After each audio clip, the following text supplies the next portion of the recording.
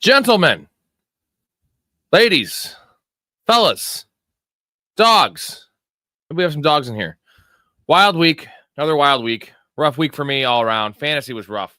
My wife killed it. She might go 10-1. Not as rough as the people that gambled and bet on the Rams. Plus 3.5. You're going for a game-winning field goal, and then as time expires, blocked field goal, returned by the Eagles. Game over. You don't cover. They don't win the game.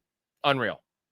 That's I've seen some bad ones, but like they had that game in hand the whole time, and then you just never see that. Not to mention it was from forget who it was. It wasn't Jalen Carter. It was the other fat dude. So wow, that's all I can say about that one. Wow. I'm gonna wait for my loyal minions to swarm me. Yeah, I saw you standing over here alone. I wanted to invite you over to our table. Oh, I won't be going anywhere with you, Tim. Okay, why? Don't you play coy with me, you little bitch. I'm gonna stay right here, and I'm gonna wait for my minions to swarm me. And swarm they will, Tim. But alone you'll be. Such sad little games we play. Right, Tim? Right. Same old Dennis Reynolds. You look good, Nick. Thank you, Tim. Thank you. Seems like a nice guy. He's not. Go away from me. Couple things real quick. Story should be joining me shortly. A couple of things to highlight here. Some really bad quarterback play. The Bengals, super rough. Kyler Murray, super rough. Saints, we might be seeing Tyler Shuck. And then the game we just watched, which was just an abomination from Russell Wilson. That ending sequence there on the 5-yard line, he throws 3 passes like 10 feet over the receiver's head. One of them I thought was going to go through the goalpost. That was a little wide left, but like literally 10 feet above the crossbar. And the last one hits the crossbar. Like, dude, what are you doing? What are we doing with Russell Wilson here? Because at least put Jameis in. I'm fine with Jameis. Or just put Jackson Dart. And the fact that they're rotating them, Jackson Dart had like 6 snaps or 4 snaps or whatever it was. Like taking Russ off the field to bring in Jackson Dart as essentially like a Taysom Hill type weapon. Super weird, man. Like, let the kid play. You have no hope this year. You got a dead man walking coach. You have the hardest schedule. I get the schedule's hard. That's why they don't want to throw him in there. But like, it's going to be hard all year. Like, he's going to be thrown to the wolves. That's how you grow. That's how you learn. Look at Josh Allen. Look at Troy Aikman. Look at some of these rookie quarterbacks that took a beating their rookie year and came out on top. And Jackson Dart, if he had looked bad in the preseason, I would understand it. He looked great in the preseason. So I know it's just preseason, but he looks like he's ready to play. It's anything's better than this. You had Malik Neighbors. What did he have? 3 catches, but he had 1 catch up until that last drive. You had Russ throwing like not even hospital balls, like Hail Mary balls, like literally pop-ups, so he could just get laid fucking out. And I thought Malik Neighbors was dead in the end zone there. What's going on, Mark? Yeah, what do you do with Marvin Harrison Jr. now? He feels unstartable. I would rather start Johnson or Olave at this point. Well, Olave has the most targets in the NFL right now. He had 10 catches. What do you have, 15 targets? So I think Chris Olave is averaging 12.5 or 13 targets a game. Yet he's only averaging 50 yards a game. It's quite a riddle. I mean, dude, Marvin Harrison should have had a huge game. The drop was insane. Like, trust me, I lost that bet by like 4 yards. The drop was insane. That was a 40-yard catch. On top of that, if Kyler had just thrown it better, it would have been a touchdown. He had the other one in the end zone that, would have been a touchdown as well. Tougher catch, but like he's having like concentration drops, and like this is not the dude that we were sold coming out of college. Like he was sold as like more pro ready than Jamar Chase, more pro ready than CeeDee Lamb, like than anyone. I'm trying to think who was the last receiver that was sold as a more pro ready, can't miss prospect. And I think part of that was because of his lineage, right? And like you had the college production, the size / skill combo, the college production, all that shit. It was awesome. And then he just is a dud, man. So I don't know. I think you roll him out one more week. They play Thursday Night Football, right? They played against the Seahawks. So, I mean, Olave kind of ate a little bit. What's up, Will? Thoughts on Brian Thomas Jr.? I traded Ladd for him. Well, Ladd is apparently third in the pecking order there. Now he's playing the most snaps. He ran a route on every one of Herbert's dropbacks today. but they just don't look for him, man. It's literally Quentin Johnson. Everything down the field is to Quentin Johnson. Everything underneath is to Keenan Allen. It's super wild. Now it looks like they're going to run the ball a little bit more. And Marion Hampton, I might have to change my nickname for him from the bouncer to something else because he actually looked pretty good. So, yeah, I mean, he was probably going to get tackled because it was underthrown. And but that was pretty much catching a punt. That's as easy as it can get. And God, fuck. I mean, beyond the fact that he lost me that bet, one of the bets I had, which was painful. Having him in fantasy it hurts, man. It's not what we signed up for. It's not what the Arizona signed up for. And they said they're going to use him a little bit more creatively. Then they have used Marvin Harrison a little more creatively, but a little bit more when they're talking about not creatively at all last year. Use the guy if he can handle it. Maybe he fucking can't. I don't know. Pretty angry about Marvin Harrison right now. Scott says, I don't know what to do with Jamar now. Browning sticking it up. Also have Genty and Bowers. No, you can't. Jamar's fine. I know he had a bad game. I'm not worried about Jamar Chase. I am worried about T. Higgins, and I'm definitely worried about Chase Brown. And I was on this very show 2 days ago saying I'm not as worried about Chase Brown, but I don't know if we want to take this game too seriously just because Browning, yes, he did play. He came in relief, but Vikings defense was hungry. They were aggressive. They're a great defense. It was a perfect storm of shit for the Bengals. It looks rough. What's up, Steve? Not a good day today. Bad betting day. Luckily, I called out that Darius Slayton prop for Sunday Night Football. Won that one, but not a good day. Fantasy was rough, man. I went up against what was it? Washington's defense in 6 leagues, and they scored 30 fucking points. And then Tampa Bay's defense in another 3. Luckily I had Seattle's defense going quite a bit, but when you're getting fucked by defenses, it's rough. You got Chris Godwin on my bench. Mike Evans is injured. Thoughts on Godwin? This is good for Godwin. This seems to be an IR for Mike Evans. I mean, we've seen this before with Mike Evans. He's the hamstring master. So many hamstrings. And the fact they ruled him out pretty quickly, probably at least 2 to 3 games. I'm thinking IR. They're undefeated, right? Or they're 2-1. So and they're getting Godwin back. This is great for Ibuka. It's definitely good for Godwin.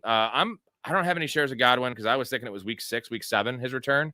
The fact that he's probably coming back week 4, and now they have more incentive to maybe rush him back a bit if he's able to.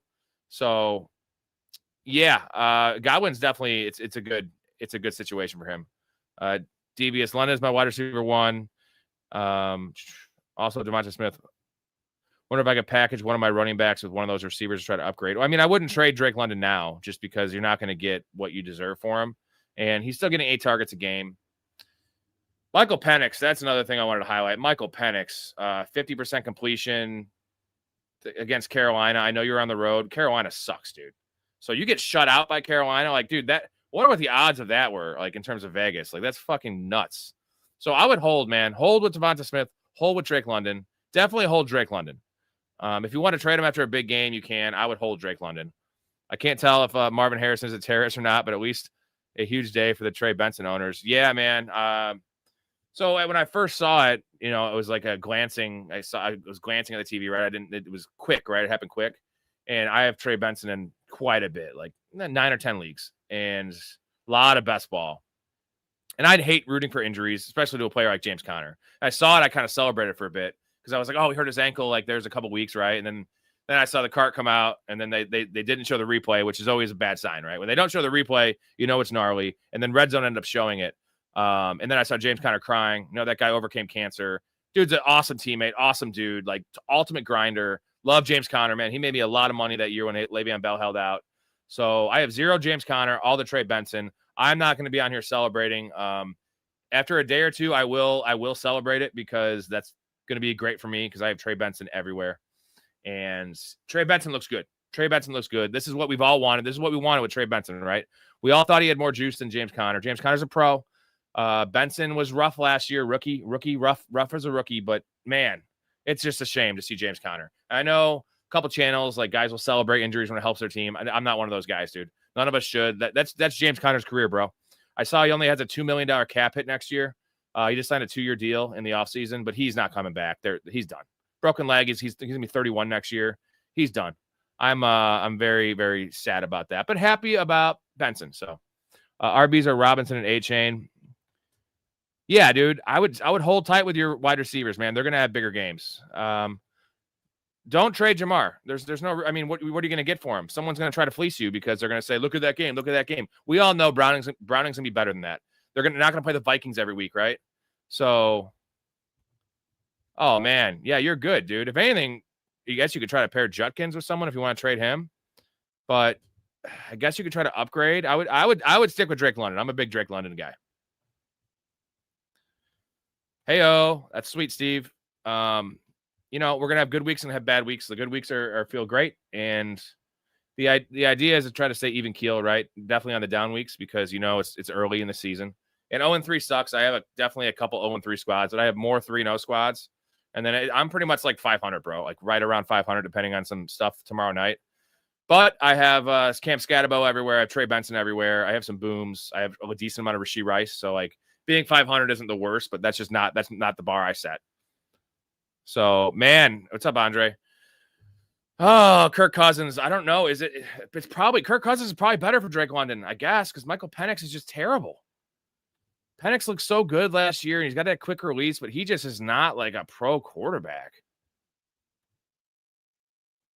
Dude, Andre, he had so many chances. Like the one catch alone, but like the one in the end zone, fucking bum, man.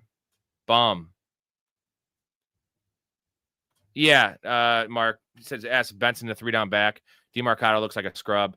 DeMarcado is strictly a satellite back, and he did not look good in this game. He's okay. I got no qualms with DeMarcado, but he's not going to take any work from Benson. So this is they drafted Trey Benson the second round at FSU. This is what they drafted him for. He disappointed last year. The dude has juice. He's fast. He's kind of like a Dalvin Cook type, young Dalvin Cook type player.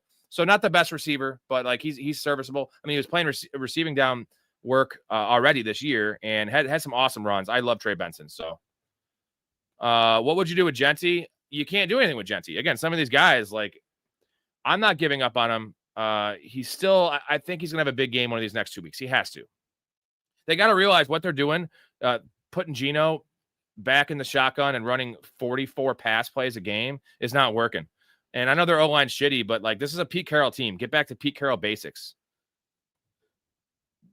Judkins, man, it's not about what Judkins did. It's what the other running backs did. They did nothing, right? How many? I don't have the snap share in front of me because it's not out yet, but I'm guessing he played like 75% of the snaps. I didn't see Sampson out there at all. James Ford's an afterthought now. So and Judkins looks good, man. He looks good. So. Barring a suspension, which we don't know have any information on, I'm not going to bank on it. I think it's 50-50. You got yourself an RB2. And with that defense, like coming into the game, Cleveland had the number one defense in the league in terms of yardage allowed. And they played the Ravens and the Bengals. That's a healthy Joe Burrow Bengals. And they just played the Packers. And now they're still the number one defense in the league. So that's a legit defense, dude. So that's going to be a lot of like scrappy little sloppy games with a lot of running plays. So starting lineup next week, what do you think? Mahomes, Robinson, A-Chain, London, Olave, tight ends Johnson, flex Mason, Judkins. It's Mason. Like Mason's just on a better team, and look at what he did today.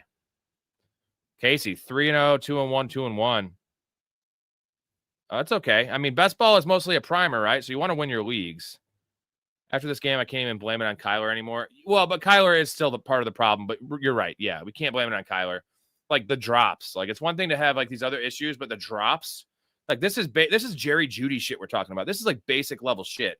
We got Marvin Harrison dropping, like I'm telling you, a 6-year-old can catch that pass. It's not hard, dude. It's not hard. Oh, Marion better than JCM and Judkins, dude. Hey, you know what? I got to change we were calling him the bouncer on the show. I'll say this though, before the Najee Harris injury, it was 60% Najee Harris if you were watching the game.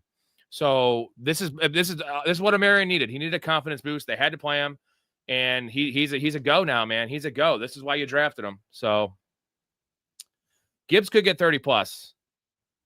I mean, you can't trade Harris. You can't. It's so hard to trade these guys that are so depreciated because like you're going to get peanuts for them, and it's just I'd rather hold some of these guys and maybe bench them if you want than try to trade unless you know someone that would trade on name value, right? And I'm one of those guys that would probably be trading for Marvin Harrison. I know that seems like super dumb, and it is super dumb. I think I would. Yeah, Drake Sub-Zero. Drake May is a turnover machine, dude. Like you know what it is? It's Josh Allen was a turnover machine in the first 2 years of his career too. The fumbles, the picks, the overthrows. That's really what he is. And it took now Josh Allen's the best caretaker of the football in the NFL. It's weird how that shit goes, but Drake May is not ready for prime time yet. Gentlemen, we got 44 people in here. 30 subs, 30 likes. If you're one of the subs or likes, I'm giving away a free $10 bet. So I'm going to be on here at least over an hour today. And so if you sub, if you like, I'll see it, and you'll get in a little raffle for a free $10 bet. Already giving away 2 of them. You can do a parlay. You can do whatever you want. Get your information. Send me the bet, and you're good. Oh, dude. Well, Ramondre fumbled. We also had Antonio Gibson fumbling. So, and the fact that Travion Henderson barely saw the field with all that shit, not good for Travion Henderson because, ooh, someone making defensive team trades, huh? Yeah, good thing you didn't. That's an all-time game, man. All-time game from the Vikings.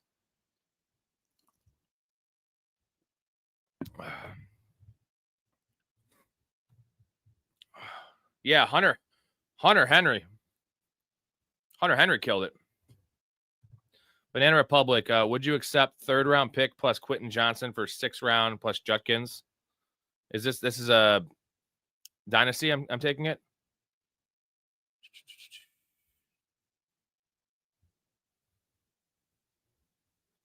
I would probably do that, man.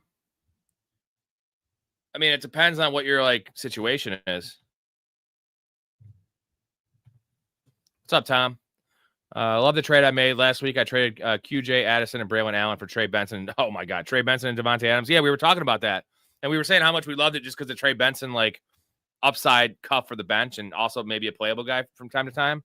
Oh man, I mean, unfortunately, QJ looks kind of like a thing now. This is now 3 weeks of it, but Addison doesn't look great. I mean, it's not. I don't think it's gonna be a great situation to come back to. And Braylon Allen looks like a nothing. So, Saquon's been disappointing all year. Money. He's getting more passing work, which is nice. That's cool, but he's gonna be fine. I'm not worried about him. It's not gonna be the upside we thought, though. Yeah, Ramondre fumbled twice, including one on the 1 yard line. Was it? He might even score a touchdown.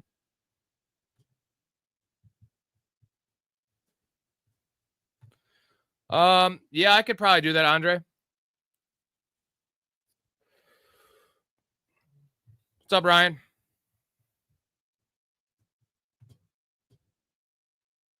What we got? Yeah, a lot of guys shit down their legs today. A lot of guys. Let's take a little gander. I can just look at the box score here. I mean, all the Packers shit, like Jordan Love, Josh Jacobs, Calvin Ridley. I mean, pretty much all the guys that I bet on shit the bed today. They all got all the work. They got the volume they were supposed to get, and then just suck dick. The Bengals in general, we're going to get to that in a second with Story when he joins. Let's see. Genty doing the same old shit. CJ Stroud, man. CJ Stroud. What's up, Mark? Not a great Sunday fantasy gambling wise, one of those days, but you know what? That makes the good days all the sweeter, right? It's got to, let it roll off like water. Let it roll off. CJ Stroud, man, this is bad. This has been a whole year plus 3 games of this shit after he was a fifth overall quarterback drafted last year. This is terrible, man. He looks like he's happy feet. I get the offensive line's bad, but sometimes you got to stand in there and take a fucking hit, and he just doesn't do it. Yeah, Jacobs was fine because Jacobs got some good pass work, but the Browns D is serious. The Browns D is a top 5 unit. I mean, it's number 1 in the league right now, but it's a top 5 unit. Oh, what was the prop? It was 18 or 22 or something. He gets a touchdown every game, though. Hey, Reese. Niners are surviving by literally inches on these games. So, hey, they're winning without Brock Purdy. Their whole team's banged up. Kittle's gone. Unfortunately, you lost Bosa, which it says an ACL injury, but it's not a torn ACL. So I'm guessing that's an IR stint, that's a big, big loss. So yeah, a win's a win. I get it. It's just, that reminds me of my Bears back in the mid 2000s, those kind of wins. I was really surprised by Carolina beating up on Atlanta, Ryan. I didn't see that one coming at all. I mean, Carolina, look at like they're doing nice progression here. That first game was like absolute dog shit. Second game, first 3 quarters, dog shit. Nice comeback. And then third game, domination. 30-0. Crazy. Yeah, I should have included Sutton. I bet Sutton, and I also bet AJ Brown. Those are the 2 like honorable mentions I put on the betting show, and I bet them not as a full unit, but of course they both killed it, and they killed their alternate lines. Sometimes you just pick the wrong ones, and I guess my thing of the Sutton is I just wasn't buying the Troy Franklin thing. I definitely said that a bunch, and I don't get it because Marvin Mims is nothing. They're not even playing Marvin Mims again. They're not playing RJ Harvey. Evan Ingram's out. So how are none of these guys producing? I actually did not see the CMC. Yeah, dude. Mac is you got to get Mac out of there. He's injured anyway, so I think Purdy's back next week. I didn't see the McLaurin injury. It happened at the end of the game. It's a hamstring, right? Yeah, Sutton is the one. I mean, not just the one, like the alpha, the go-to guy, and a pretty solid player. Bo Nix is bad though. Bo Nix is fucking bad. I saw him miss a couple end zone throws. Like he came into this week as the number 1, the worst PFF graded passer, and it did not help that case today. Like I know they almost won the game. He is just rough, dude. Yeah, Ridley is I got to bench Ridley because I mean he's still getting 7 or 8 targets a game, but it's fucking and they're putting him in motion. They're like they're running nice routes for him. It's just he's dropping passes and I don't know. Caleb's killing it, dude. Caleb, I think, is the number 2 fantasy quarterback right now off this giant week. He's been consistent, like 26, 22, and then 30, whatever, 35. Team money, that's a nice combo to have. As long as Gibbs doesn't get 2 rushing touchdowns, you're going to win because they're going to put up some points. All you need is just 3 or 4 receptions from Montgomery and maybe a touchdown. Yeah, well, Najee fucked himself up. That was a non-contact. Like, he just planted in his fucking leg. His foot exploded. So, well, Hawkinson's touchdown that was garbage time. But, yes, he did actually perform. And I was saying, I don't have any Hawkinson, but I would have probably kept on starting him. Unless I had a better option.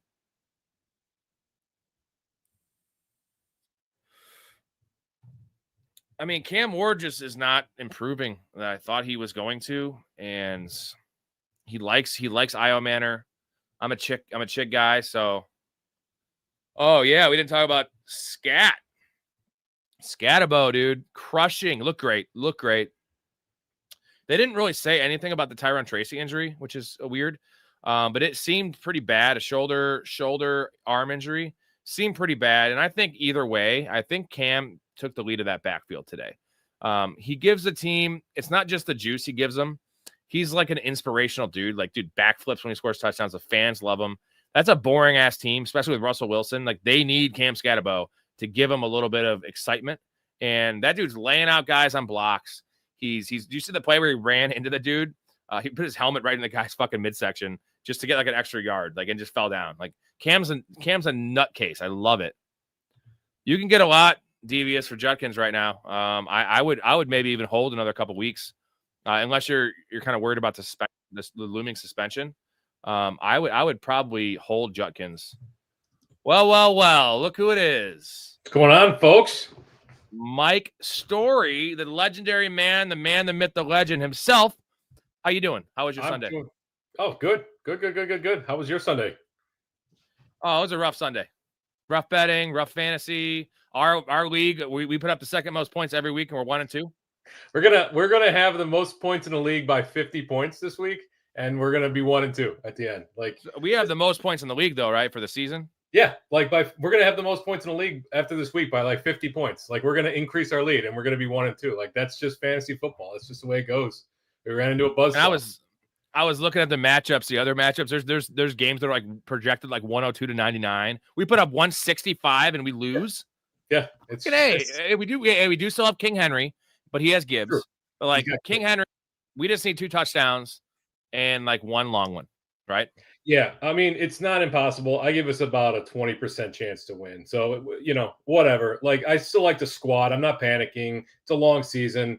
I'd be surprised if we didn't get a bye still with this team, the way it's set up. Like we went through it the other night. It's just an incredible team. So I'm not, it's just like that team should be 3-0. Like they should be mopping the floor of the league. But shit happens.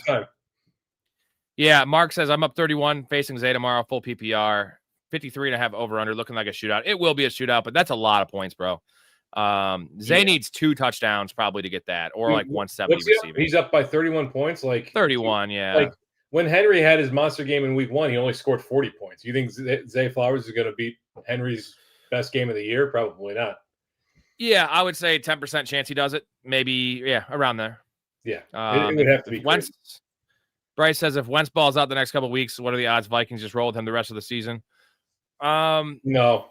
I think they might extend JJ McCarthy's absence a little bit. Does that make sense? I can see that, but JJ McCarthy's the future. Carson Wentz is on his 6th team in 6 years. Like he's not the future of that franchise. So they're not going to roll with him when McCarthy's healthy. And teammates fucking hate Carson Wentz for some reason. I don't get it. I don't know why. He's a nice guy. I don't get it. Whatever. I think he's one of them guys that bangs everyone's wife. Oh. That's my take. Even though he's kind of ugly, so maybe he's got a huge schlong. Who knows? 50 says clavicle or dislocated shoulder for Tyrone Tracy. Shoulder. What are your thoughts on Scatabo? We were just talking about Scatabo. Yeah, well, I'm super thrilled we got him in our league. I've got him in 2 other leagues, and I'm like the guy. So did I text you this earlier? Somebody told me that Scatabo looks like he runs like he wants to get CTE. Like he buried his head in the belly of that defender. Like I get worried. Like he is the Giants' offense. Malik Neighbors looked pedestrian. I shouldn't say that. He looked fine on running his routes, but Russell Wilson cannot get the ball downfield with any kind of accuracy. He's got no touch underneath. You have to have real concerns. But look at Scadabo's receiving line. Like that in and of itself should give you joy if you have Scadabo put on your bench. 6 for 61 in the receiving. Led him in receiving yards this week. Wandale came back down to earth. That was a short-lived. They were lining him up outside. You see it a couple like little wide receiver screens. Like, dude, I love that usage right there. I mean, he doesn't look like a dude that should be able to. He doesn't look like a Tyrone Tracy receiving back, but he is a good receiver. So you mentioned that Scatabo runs like he's trying to get CTE. You know my comparison? I was just thinking about it. Remember all the Belushi thing when they were talking about the night and like the week he died, how he used to smoke cigarettes, how he'd like smoke the whole thing in like one fucking drag. Like he was trying to like kill himself with cigarettes. Like he runs like Belushi smokes cigarettes, just like huge drags. You know don't give a fuck. You know who Scatabo reminds me of, and he's not this flash in the pan, but Peyton Hillis. They have a very similar run. Yeah. Hey, Peyton Hillis, 1 year wonder, Madden cover, an infamous Madden cover because he I don't think he scored another touchdown the rest of his career. Crazy. But yeah, if you Mark says, what's up, Mike? The Giants have to run. Hey, what's up, Mark? Good to see you. The Giants have to run through Scatabo now because Tyrone Tracy, that's a dislocated shoulder. That's going to put him on the shelf for 6 weeks. Hey, Scatabo, one of my pillar players, baby. I think I have him in like 6 or 7 leagues. I have Benson everywhere. Like I had a rough week in fantasy in terms of win-loss. But like those things, on top of having a decent amount of Rashee Rice, like that gives me a lot of hope. And like, I have some 0-3 teams, unfortunately, but 0-4 is when you're kind of fucked. Yeah. Like you ain't come back from 0-4. You just got to go like 3-5 and then you can come back. It gets challenging when you get to 0-4. It's not unheard of, but you really got to be aggressive on both the waiver wire or if you have fab and especially with trades. I'm going to see if I can pry Emeka Egbuka away from that manager this week because Matthew Golden had an okay game. He led the Packers in receiving on a down day in general, and he's a Packers fan. So maybe I can package something together. A little 2-for-1. Yeah, the old switcheroo. That's not the old switcheroo. That's good. It's good for the goose. It's good for the gander. Troy says my team is stacked 3-0, but Dak is my quarterback. Would it be okay to trade Marvin Harrison Jr. for Jaden Daniels? Well, yeah. I mean, we do that right now. Yeah. Try to package Dak though. I'm actually not as worried about Dak. Now, with CD being hurt, that sucks, but Dak will be just fine. That defense is atrocious. So they're atrocious. Yeah. So atrocious. I mean, that's also the reason that we lost in our league was because we were facing the stack of George Pickens and CD Lamb. You have to assume at least some of those points would have gone to CD Lamb tonight, but you want to play. So I was looking, I'm like, okay, so who does, I know we were going to talk about Hunter Henry at some point. I'm like, who does Hunter Henry play next week? Well, they play the Cowboys. So you're going to want to play. I think they play the Cowboys. I was looking. They play somebody. How about Ferguson? By the way, ultimate PPR scam. 13 catches, bro. He had 13 catches today. 13 catches. Like they had to take him off the field, like because he couldn't breathe. Like the dude just like out there running, getting all little 6-yard dump downs and getting crushed. Casey, yeah, it's a 3 receiver, 1 flex. It's the Fantrax public leagues, 12 teams. Are you worried at all with Ladd, guys? He's not getting any red zone targets, which is true. QJ and Keenan are the 1 and 2 there apparently, and that's I was way down on Ladd this year. I have 1 share, but I did not see this coming, dude. Like, he's in a target squeeze. The good news is they seem like they want to throw the ball. They've got the highest pass rate over expected of any team in the NFL. That said, once they started getting the ground game working with Marion Hampton, they shifted more to that in the second half. This was a grinded out type of game. You saw that in how it unfolded. Ladd's in a target squeeze right now. QJ looks like the downfield threat. Keenan Allen's the underneath guy, the safety guy. They had the tight end that kind of came on a little bit today. Marion Hampton got a ton of work receiving out of the backfield, an absolute metric butt ton of work. So yeah, I'm worried about Ladd. If you can package him with something to get rid of him and say like this is a blip on the radar, it's probably a good time to get out from underneath him. 100%. Ryan says, how about that Discord chat? Do I get the gift of the day? I don't know if you saw that story. I love it. That was appalling. I loved it though. I'll keep it going. And by the way, anyone in here that did not join the Discord, if you want to get part of the community, it's in the description. I put the link in. Just click on it. It gives you an invite. Pretty fun group of guys in there. Yeah, story. See, that's the kind of shit we're talking about. Love that. Mello says Cam Ward holds the ball just like in college. Yeah, he needs it. It's bad. I like he's ballsy, but sometimes you got to just like get rid of the ball. Maybe throw it to Calvin Ridley. I don't know. What's your worry level on Calvin Ridley? Calvin Ridley, I'm worried. I'm very worried. I was never a huge Calvin Ridley guy. I wasn't a big Calvin Ridley guy last year. I did get caught up in the hype. That team in general is going through a lot of growing pains. I do think Cam Ward's going to settle in. He's going to get used to the speed of the NFL. It's going to take some time though. And Alec Ayamanoa is no slouch. I know he only had like 30 yards receiving, but he was the guy that Cam Ward was consistently looking towards. So yeah. Calvin Ridley might be one of those guys that just kind of is a bye week fill-in. Like, I don't know that you could start Calvin Ridley next week. I'd have to see who the matchup is. No, you really can't. Hey, cheerio. You shouldn't trade Marv right now for 2 reasons. Better days will be ahead. They have to be. And for 2, not only were the numbers bad and they have been bad, but like there's been the drops are going to be on SportsCenter, on highlight clips. So like, you're pairing that with the fact that he was a high draft pick, all the bus talk, ESPN, Stephen A. Smith's going to be yelling at his goddamn fucking microphone. So you can't. You got to hold. If you want to bench him, but you can't trade him because you're going to get like, who are you even going to get for him right now? Troy Franklin? Which, no, don't do that. Mark says Judkins was on IR and couldn't switch it with Sharp by 1 p.m. Who has to go? Judy, Sharp, Coleman, Judkins, Quentin Johnson. I think you dropped Judy, dude. Yeah, you can drop Judy. I mean, the Packers defense is certainly very good, but the Browns, Joe Flacco looks very much out of sorts, and they're running the offense through the tight ends. And Njoku had not a great game, had a good game. Fanta had an okay game. Tillman had a less than stellar game, but Judy I think he had 1 catch. That's not going to get it done.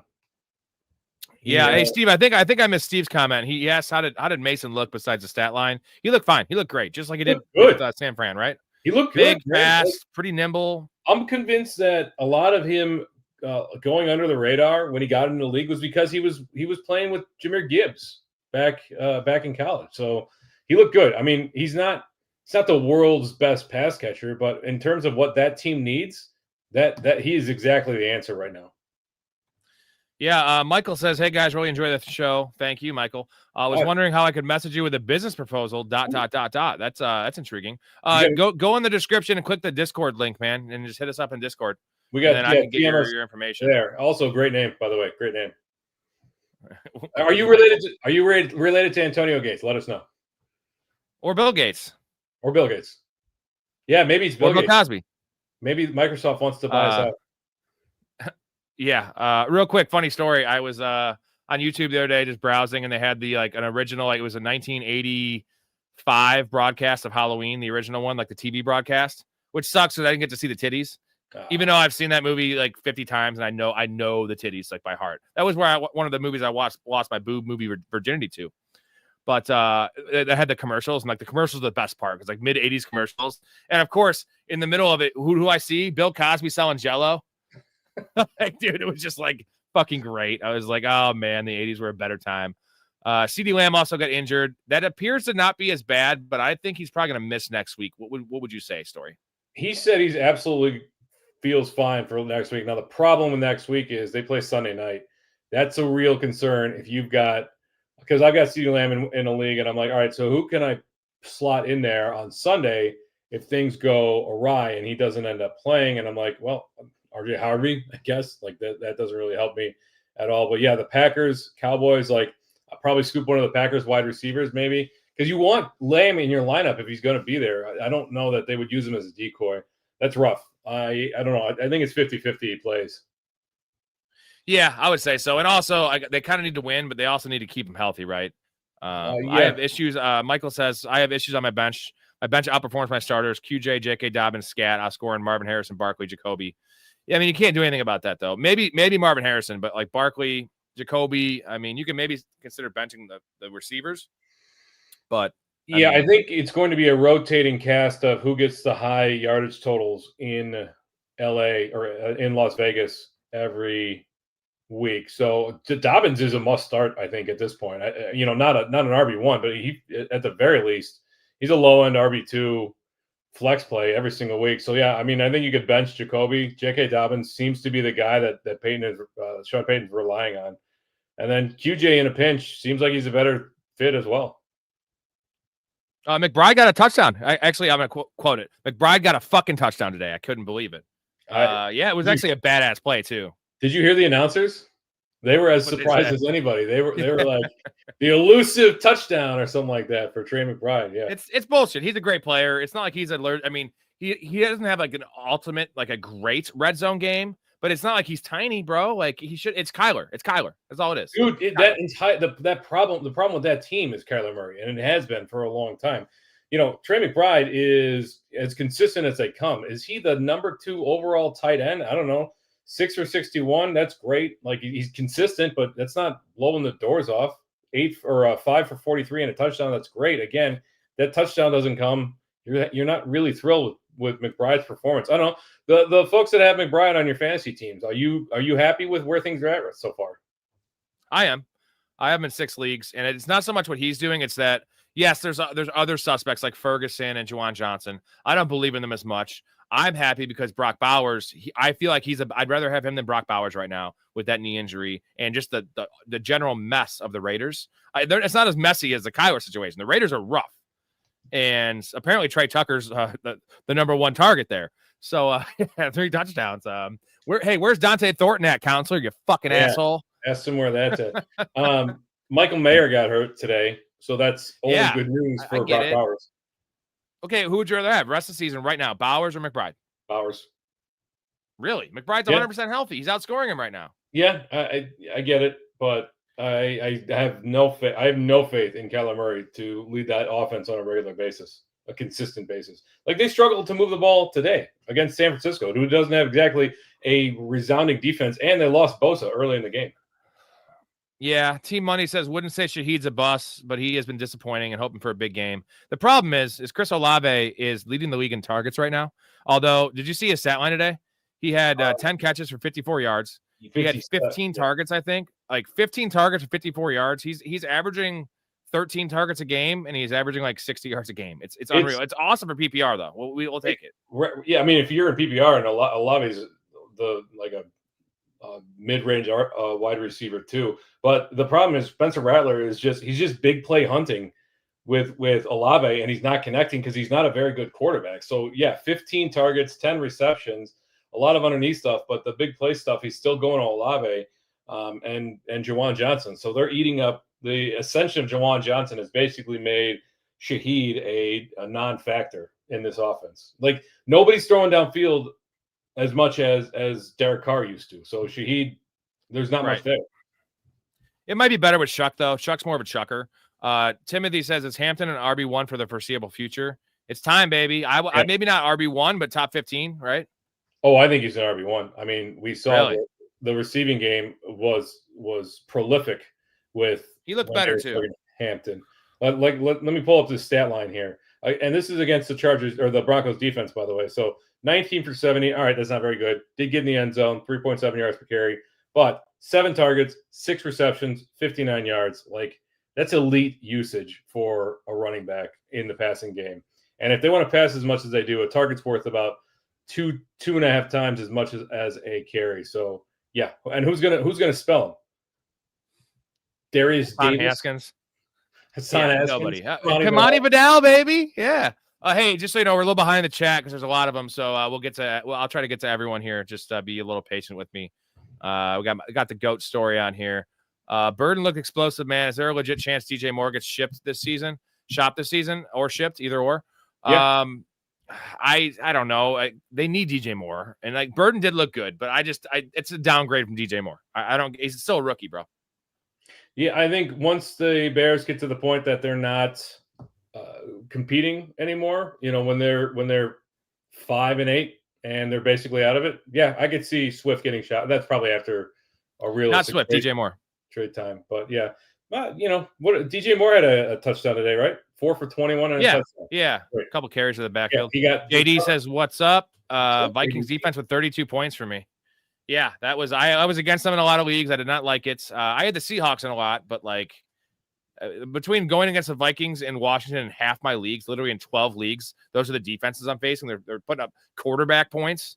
Fucking nuts. Yeah, some good defensive scoring this week. Tampa Bay, Seattle, as you mentioned. Green Bay, surprisingly. 9 returns. Nine returns, dude. There was 9 returns today? 9 returns, yeah. Punt returns, defensive fumbles, interceptions, all that shit. Hey, we got Elite in here. What's going on, Elite? Elite, welcome back, boy. Our dude. Everything has changed. Is that good? Yeah, the Mad Capper. Did anyone have Trey? I think he's talking about Trey Tucker. Trey Turner's a decent baseball player. Trey Tucker, I doubt it. I have him in some best ball, but like not very much. But yeah, he's the shit apparently. I'm just checking to see if I had him in any of my daily fantasy lineups, and I don't think I did. Mark says Brown's good defense translates to fantasy or just real life. It's both. I mean, they're probably a better real life defense than fantasy defense, but you got Myles Garrett there. They got some ball hawks. Grant Delpit's good. It's hard to say they're a must start because their offense might be so bad that's going to put their defense in some precarious situations. That's kind of the problem with the Browns defense there, that you run the risk. Like I know some platforms have it now where if the defense scores against your defense, it doesn't count against the points. But if Flacco turns it over and they return it down to the 5-yard line, you're putting yourself in a bad spot. So that's kind of the issue you run there. I agree. I think they're more of a better real life defense. They're going to be tough, the defense wise. It's just the offense is horrendous. Yeah. Elite, not much, man. Just chilling, having beers. Rough day for me on the gambling and fantasy fronts. My wife had a great day. She might go 10-1 this week. Every year, dude, her teams are so much better than mine. I draft her teams, same platform I mostly play on. Yeah, they're lower, they're $100 leagues opposed to 250 or 500s. But she's got monsters, bro. And I have Rasheed Rice in her leagues. I took Rasheed Rice for her like 5 times, and she's like still crushing it with that on the bench. And she got Jordan Mason everywhere, Trey Benson everywhere. She's just like, she's coming, dude. She's wet right now. And I'm happy for her. I want her to do good. Like, because now she's hooked, right? She's had 5 leagues in her life, and she's won 2 championships, 2 second places, and a 3rd and a 4th. She's never missed the playoffs. And like, that's how she thinks fantasy is. I'm like, I want to tell her, like, that's not really how it is. That's how she thinks it is when she golfs with me, because I'm like a scratch golfer. And she's like, then she sees other guys I get paired up with. If I get paired up with randos, she's like, what's that guy doing? I'm like, well, that's actually golf. Like that guy chunking that shot or like shanking it, like that's actually golf for the general public. And fantasy for the general public is a lot of frustration. That's like when you bring your buddy to Vegas who's never gone before. He doesn't gamble at all, and you just get a heater on the craps table, and then you hit a number on roulette. And he's like, oh, is this what gambling is? It's so easy. All you do is win money. You're like, okay, that's not even close to how it is, but good for her. That's awesome. Yeah, I'm excited for her. I'd rather win my leagues because there's a lot more financial investments, but she could win a couple grand this year. Michael says, I have Kenneth Walker in my flex. I do have Dobbins and Scat on my bench. I'm low on receivers. What trade what trade would you guys do, and who would you try to get? So I think Dobbins is the guy to trade right now, just with the income, the eventual Harvey promotion, I guess you'd say. Like, because Walker looks entrenched as an RB2. Scat you don't want to trade Scat. Like, unless you can get like literally like high-end RB2 return in terms of like his value, you can't trade Scat. So it's Dobbins. Would you agree? It's Dobbins, but who can you get for Dobbins? I'm not sure that people have ever bought into Dobbins since his last injury. So you gotta go with a running back needy team that needs one right now. Like right? Like a Michael Pittman. Yeah. Maybe someone better, even, or pair that with a wide receiver, right? And try to shoot for, try to get T. Higgins. Dude. Oh, actually, T. Higgins would be good, or DK Metcalf. He scored, but he had a down day. That would probably be a good one right there. Go for DK Metcalf or T. Higgins.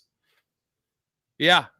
Elite says Trey Benson to the absolute moon. Top 12 RB potential. I mean, I think it's for sure top 12 potential. I think it's top 18, like for sure right now. And then we'll see how everything works out. It's not, the workload's not a concern, right? It's that offense a little bit. It's the offense. Yeah. I have no concerns about the workload. I wouldn't rank him as a top 12 week in and week out until we see the offense take a step forward. It's just going to limit. I mean, we saw what happened with Chase Brown today. If the offense doesn't get moving, then doesn't matter how many carries you get, you're going to be stuck in the mud. So, but yes, you should be happy you should not be happy that James Conner basically had his leg ripped off.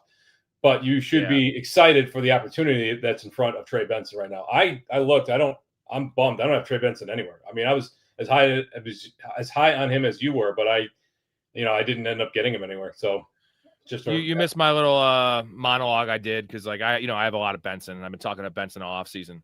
And Connor once did make me a lot of money that year with Le'Veon getting hurt. And like at first I thought it was a week to week injury, and I was like really happy. And then I saw the reaction. I saw the cart. I saw him crying, and I was like, that's his career. James Conner's a class act. The cancer, everything about James Conner, the cancer survivor. And like, I just go back to the stupid counselor who, when Joe Burrow got hurt, he celebrated. He did a short and celebrated because he was like, I hated Jamar Chase this year. T. Higgins a bust. Like, I'm right. I'm like, dude, fuck off. Like, you're a fucking asshole. Like, dude, don't ever celebrate someone's injury. Like, in a week or so, when it settles, I will be happy. But right now, like, a couple $1,000 ain't worth that dude's fucking livelihood. And like, that's sad, man. You do have to feel bad for James Conner. I don't think he's done.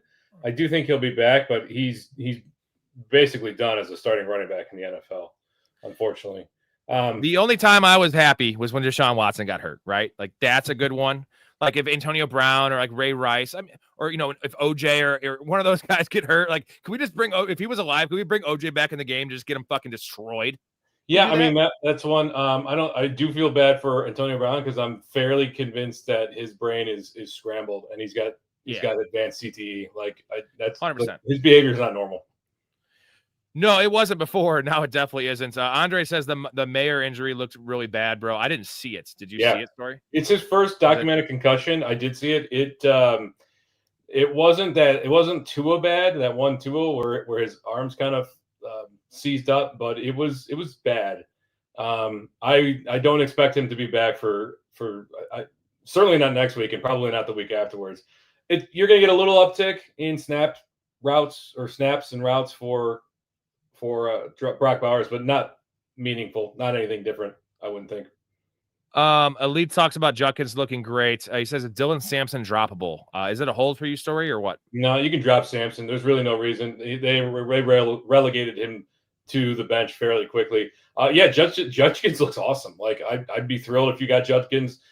This is his backfield for the foreseeable future. I tried to look up after the game. I'm like, I want to know what's going on with the legal stuff, and not the legal stuff, but the NFL. They're as tight-lipped as they come. So yes, there's a suspension looming. Every day that goes by, though, the chance that it get pushed to 2026 gets greater. So keep your fingers crossed that we don't hear anything for like a while. Story, you know what I want to do? I want to talk to Sampson. I want to talk to Sampson. Climbing to the moon like that bitch Alice Cram. I want to talk to Sampson. Everybody was thrilled after week one when Sampson went off. They're like, I got the guy to have in the Browns backfield. But it was always Judkins. It was always going to be Judkins. Hey, we got Quiznos in the chat. By the way, I liked some of your subs, but you're out of business bitch. And he says, I got the one hand jam going on, playing with one hand, thinking about your mama. I'm seeing your mom tonight, and she's going to drink these kids. Oh, gross.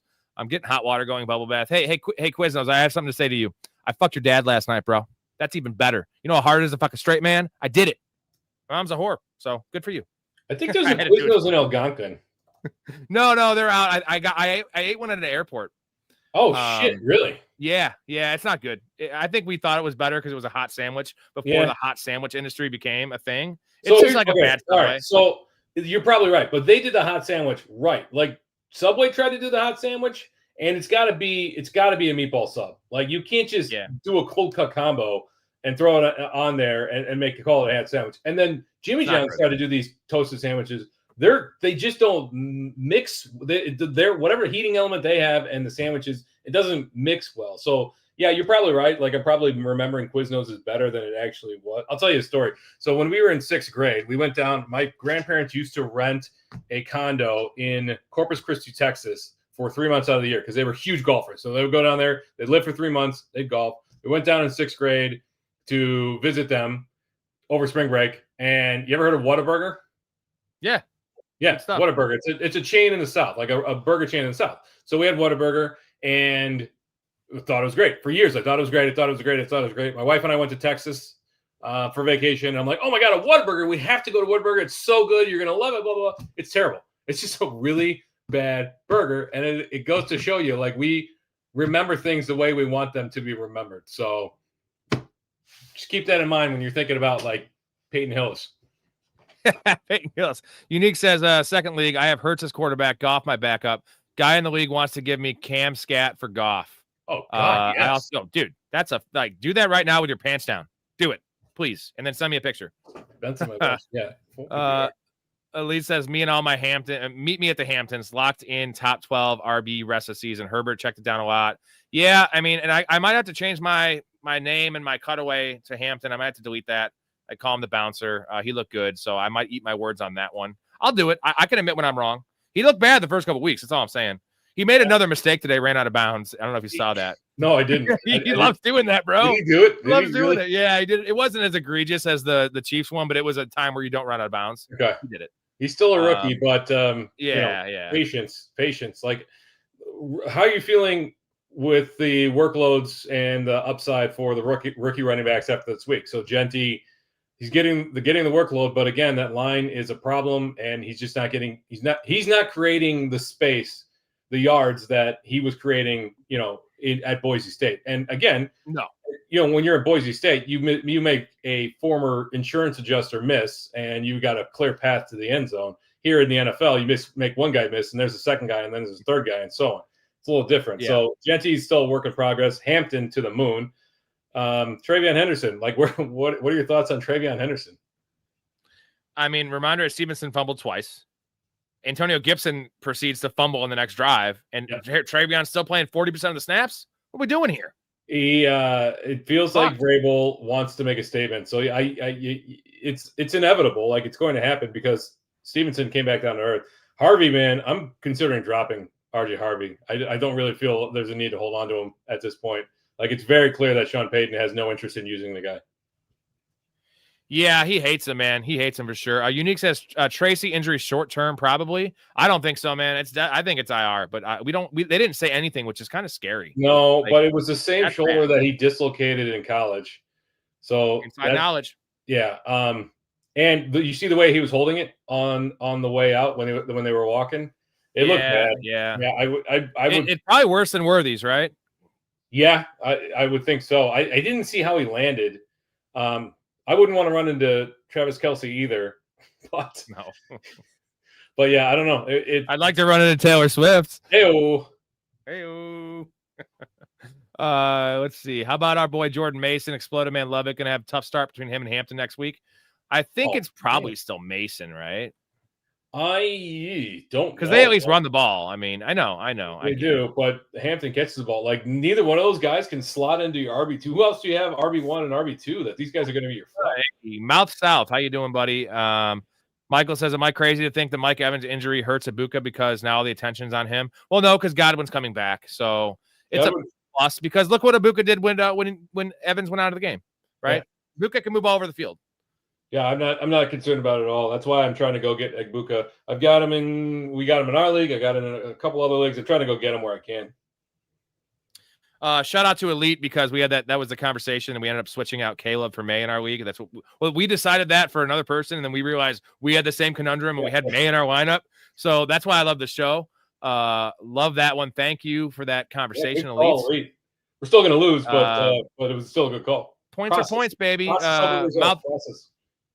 We can still win. We have Derrick Henry. Mouth South, 34.5 for Vikings D. Saved my butt. That's always a great feeling when you have a good stream. Well, maybe it wasn't a stream, but a defense saving your ass. Yeah. Thoughts on New York crew all in all? They gotta go to Jackson Dart like now. Or Jameis Winston now. Or like Tommy DeVito now. Or anyone now. Danny DeVito now. I don't care. Anyone. Ben DiNucci. Fuck. Yeah, dude. Russell Wilson looks bad. Like I don't know how you can go from looking. I guess the Dallas defense is just that terrible that they made Russell Wilson look good, but he looked really, really. I guess KC's they're a pretty good defense. Definitely a top half defense, but the call to start Jackson Dart is going to come very loudly from the media and from the fans. And I think at some point ownership's going to get involved and put some pressure on Dable. So I'd be surprised if Russell Wilson's the starter I don't know when their bye week is, but they do have a murderer's row coming up. They're listening to the schedule, what they've got coming up. So they got the Saints week 6. I know that. Yeah, they got the Chargers next week, so that's rough. Then they get the Saints. Okay, that's good. Then they get Philly. Then they get Denver. Then they get Philly. Then they get San Francisco. It's a week 14 bye, I think, for them. It is a week 14 bye, yeah. Then they get the Bears, and the Bears secondary is pretty horrendous. But then they get the Packers. So you want to put your guy into the trial by fire. That's the way to do it. Yeah, real quick, I'm trying to give away this bet here. We do have 17 likes, but we've only got 3 subs. So if I get 30 of each, I'm giving away a free bet. So I know most of the people in here are loyal fans that already subbed, and you can't sub anymore. But if you want to get that free bet, just hit that sub button, get the like button, and I will give you that. You can hit it on Monday night if you want. And speaking of that, Andre says before the show ends, we have to cook up a Monday Night Football parlay. I will do that. We will do that, Andre. I'm a little cold right now, but you know what? What better way to break the cold streak than winning a nice banger? I mean, you can't win every week, so you can get back on track with a Monday night banger.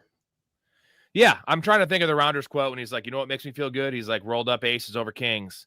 He's like stealing big pots off tourists, stacks and stacks and stacks of chips. I love Edward Norton. That's a good movie. Him. It's a great movie. Probably the best card movie of all time, right? Yes. Pay that man his money. Yeah, right. Hanging around.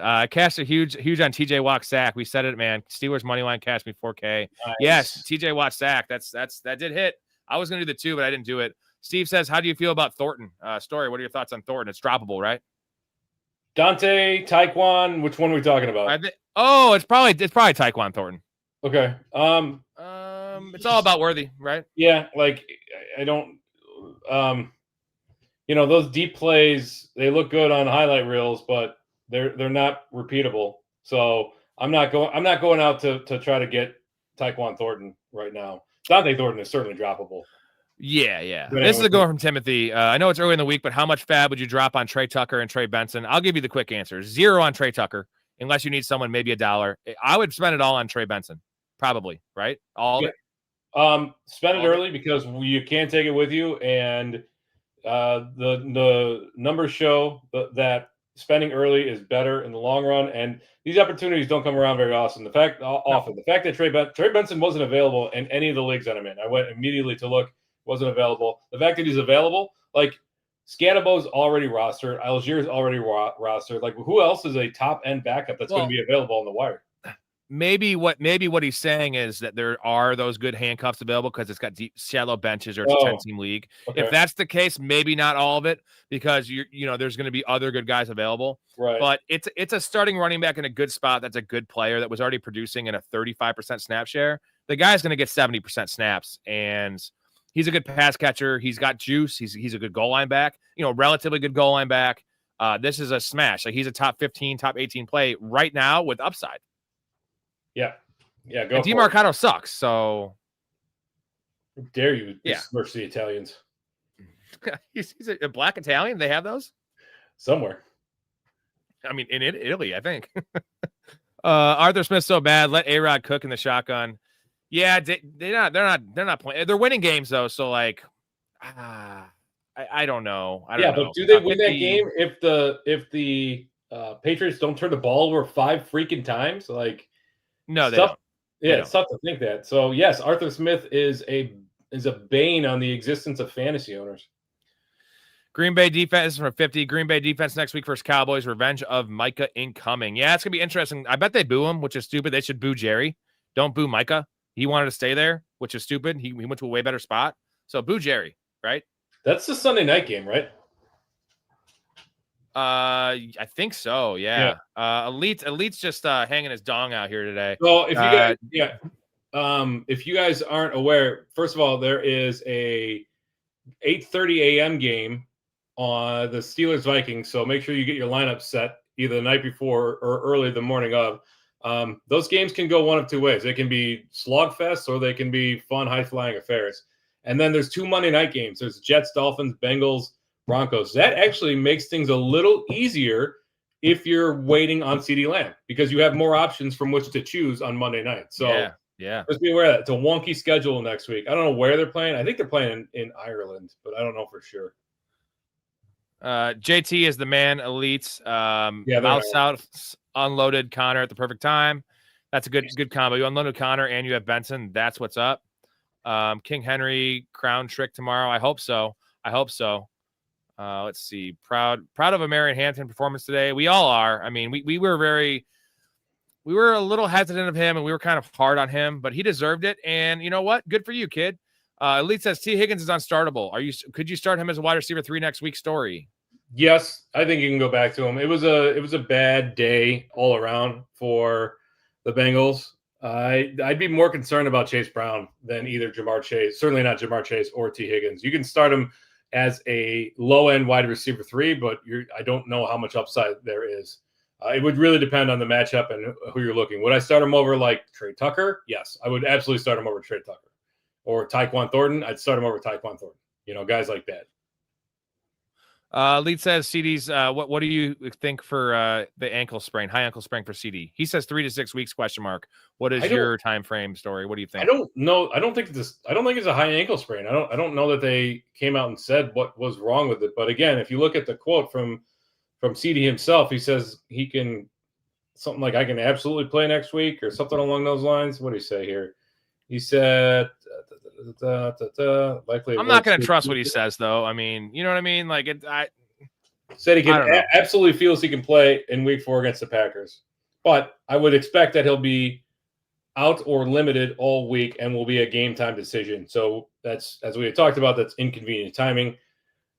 So you better have backup plans. If he's playing, I'm playing him. That's the mantra that I've adopted. If he's playing, I'm playing him. I can't take his words because like legitimately Charlie Sheen said he's not on drugs in that Tiger Blood interview. Like that's fact. I mean, I'm just saying like people say some crazy shit. OJ said he was innocent. Like, like Michael Jackson said he didn't touch children. I mean, I go down the line on crazy ass celebrities saying crazy ass shit. That's not true. And CeeDee Lamb, I know he wants to play, but is it best for him to play? I guess we will see. I believe he feels like he can play. Whether or not he can actually play is yet to be determined. I don't believe a word that comes out of coaches' mouths, but I believe the players when they tell me that they feel like they can play. Not that I don't, you have to take it with a grain of salt. They say I will play when they're injured, but I feel he didn't say I will. He said I feel like. So you better have a backup plan is what I'm getting at. Yeah, and not maybe Keontae Turpin, but not Jalen Tolbert. Emma says Caleb Williams. What are our thoughts? He seems like a quarterback 1 now. How long can it last? He's definitely a quarterback 1 because he's right now literally the quarterback 2. I think he's a top 8 to top 10 guy. Would you say that, Story? Yeah, but you better not be shocked when he also has a flame out game. Like these quarterbacks, that your Drake Mays, your Caleb Williams, like. They're good. They're good in spots, and they're going to have, they're QB1s, but they're not Josh Allen's and Lamar Jackson's and Jalen Hurts. They're not going to have perennial QB1 numbers. Like Caleb Williams is going to have a down game. It's inevitable. So don't panic on him when it happens. His rushing floor and the ascension of Rome Odunze gives him a very solid floor. He's definitely a QB1 going forward. I'm happy that we have him. Yeah, Lee, we're going to get to the stat predictions when we make that parlay because we'll get into all of that in a little bit. We have Grateful Dead Fish in here. That's a great name. Big Dead fan. Not as big of a Fish fan, but I can get down with them. Go Buckeyes, go Lions. Okay. What are your thoughts on the Buckeyes story? You're not a Buckeyes guy, are you? I really don't care for Ryan Day. He's a bit of a turd coach, in my opinion. They've got a good squad, though. I did pick up the third running back in my college fantasy football league. His name's Bo Jackson. That's a good name. Yeah. We got DB in the chat. How you doing, DB? Welcome. You didn't miss too much. I did flash my my titties, but besides that, you didn't miss much. What do we do with BTJ? You got to hold him, right? I think I missed someone else's BTJ comment, but we'll just go with that one. The targets remain there. I am worried about that offense in general. Trevor Lawrence does not look like the guy. He doesn't look like he's being fixed like I thought he was going to be fixed by Liam Cohen. Liam Cohen is drawing up a really good scheme. The team can't execute it. That's a problem. The other problem is they can't decide what they want to do with Travis Hunter, and that is on Liam Cohen. And that is, man. Yeah, in shallow leagues, I think you could drop Travis Hunter. Some wacky, dude. Did you see what Trevor Lawrence's completion percentage was today? I would guess somewhere around 58%. 50. Good God. 20 of 40, bro. 20 of 40. That's so bad, bro. That's bad. That's really bad. Whataburger's garbage. Culver's is king. We like Culver's. Dude, I like Burger King, man, for a chain. I like Burger King. Best burger out there. Culver's has the best burgers. McDonald's has the best fries when they're fresh. Yeah, they're very inconsistent. That's the problem. But compared to Wendy's, where you get your food cold every time, like you might as well be getting cold cuts from Wendy's because they don't fucking heat up their shit. Yeah, but I could still found a bit. What do they call it? The bacon. What's the bacon one? You know what I'm talking about? The freaking. I'll look it up. The Baconator. The Baconator. Thank you. Yeah. Yeah, I got you. Is it grippy? What's that referring to? Grippy? I don't know. Trey Tucker. We're not picking up Trey Tucker. Beast Online. You guys are retard. Clearly, I don't know if you're talking about the chat or us. R word's okay. I think I'm cool with the R word. I mean, it's not PC, but we're not PC. Yeah, I'm a little slow. I ain't gonna lie. Well, here's the thing. Mouse House says Henderson can't block, but we were sold that Henderson's like an elite pass blocker. So what happened? I don't know that he can't block. Like he was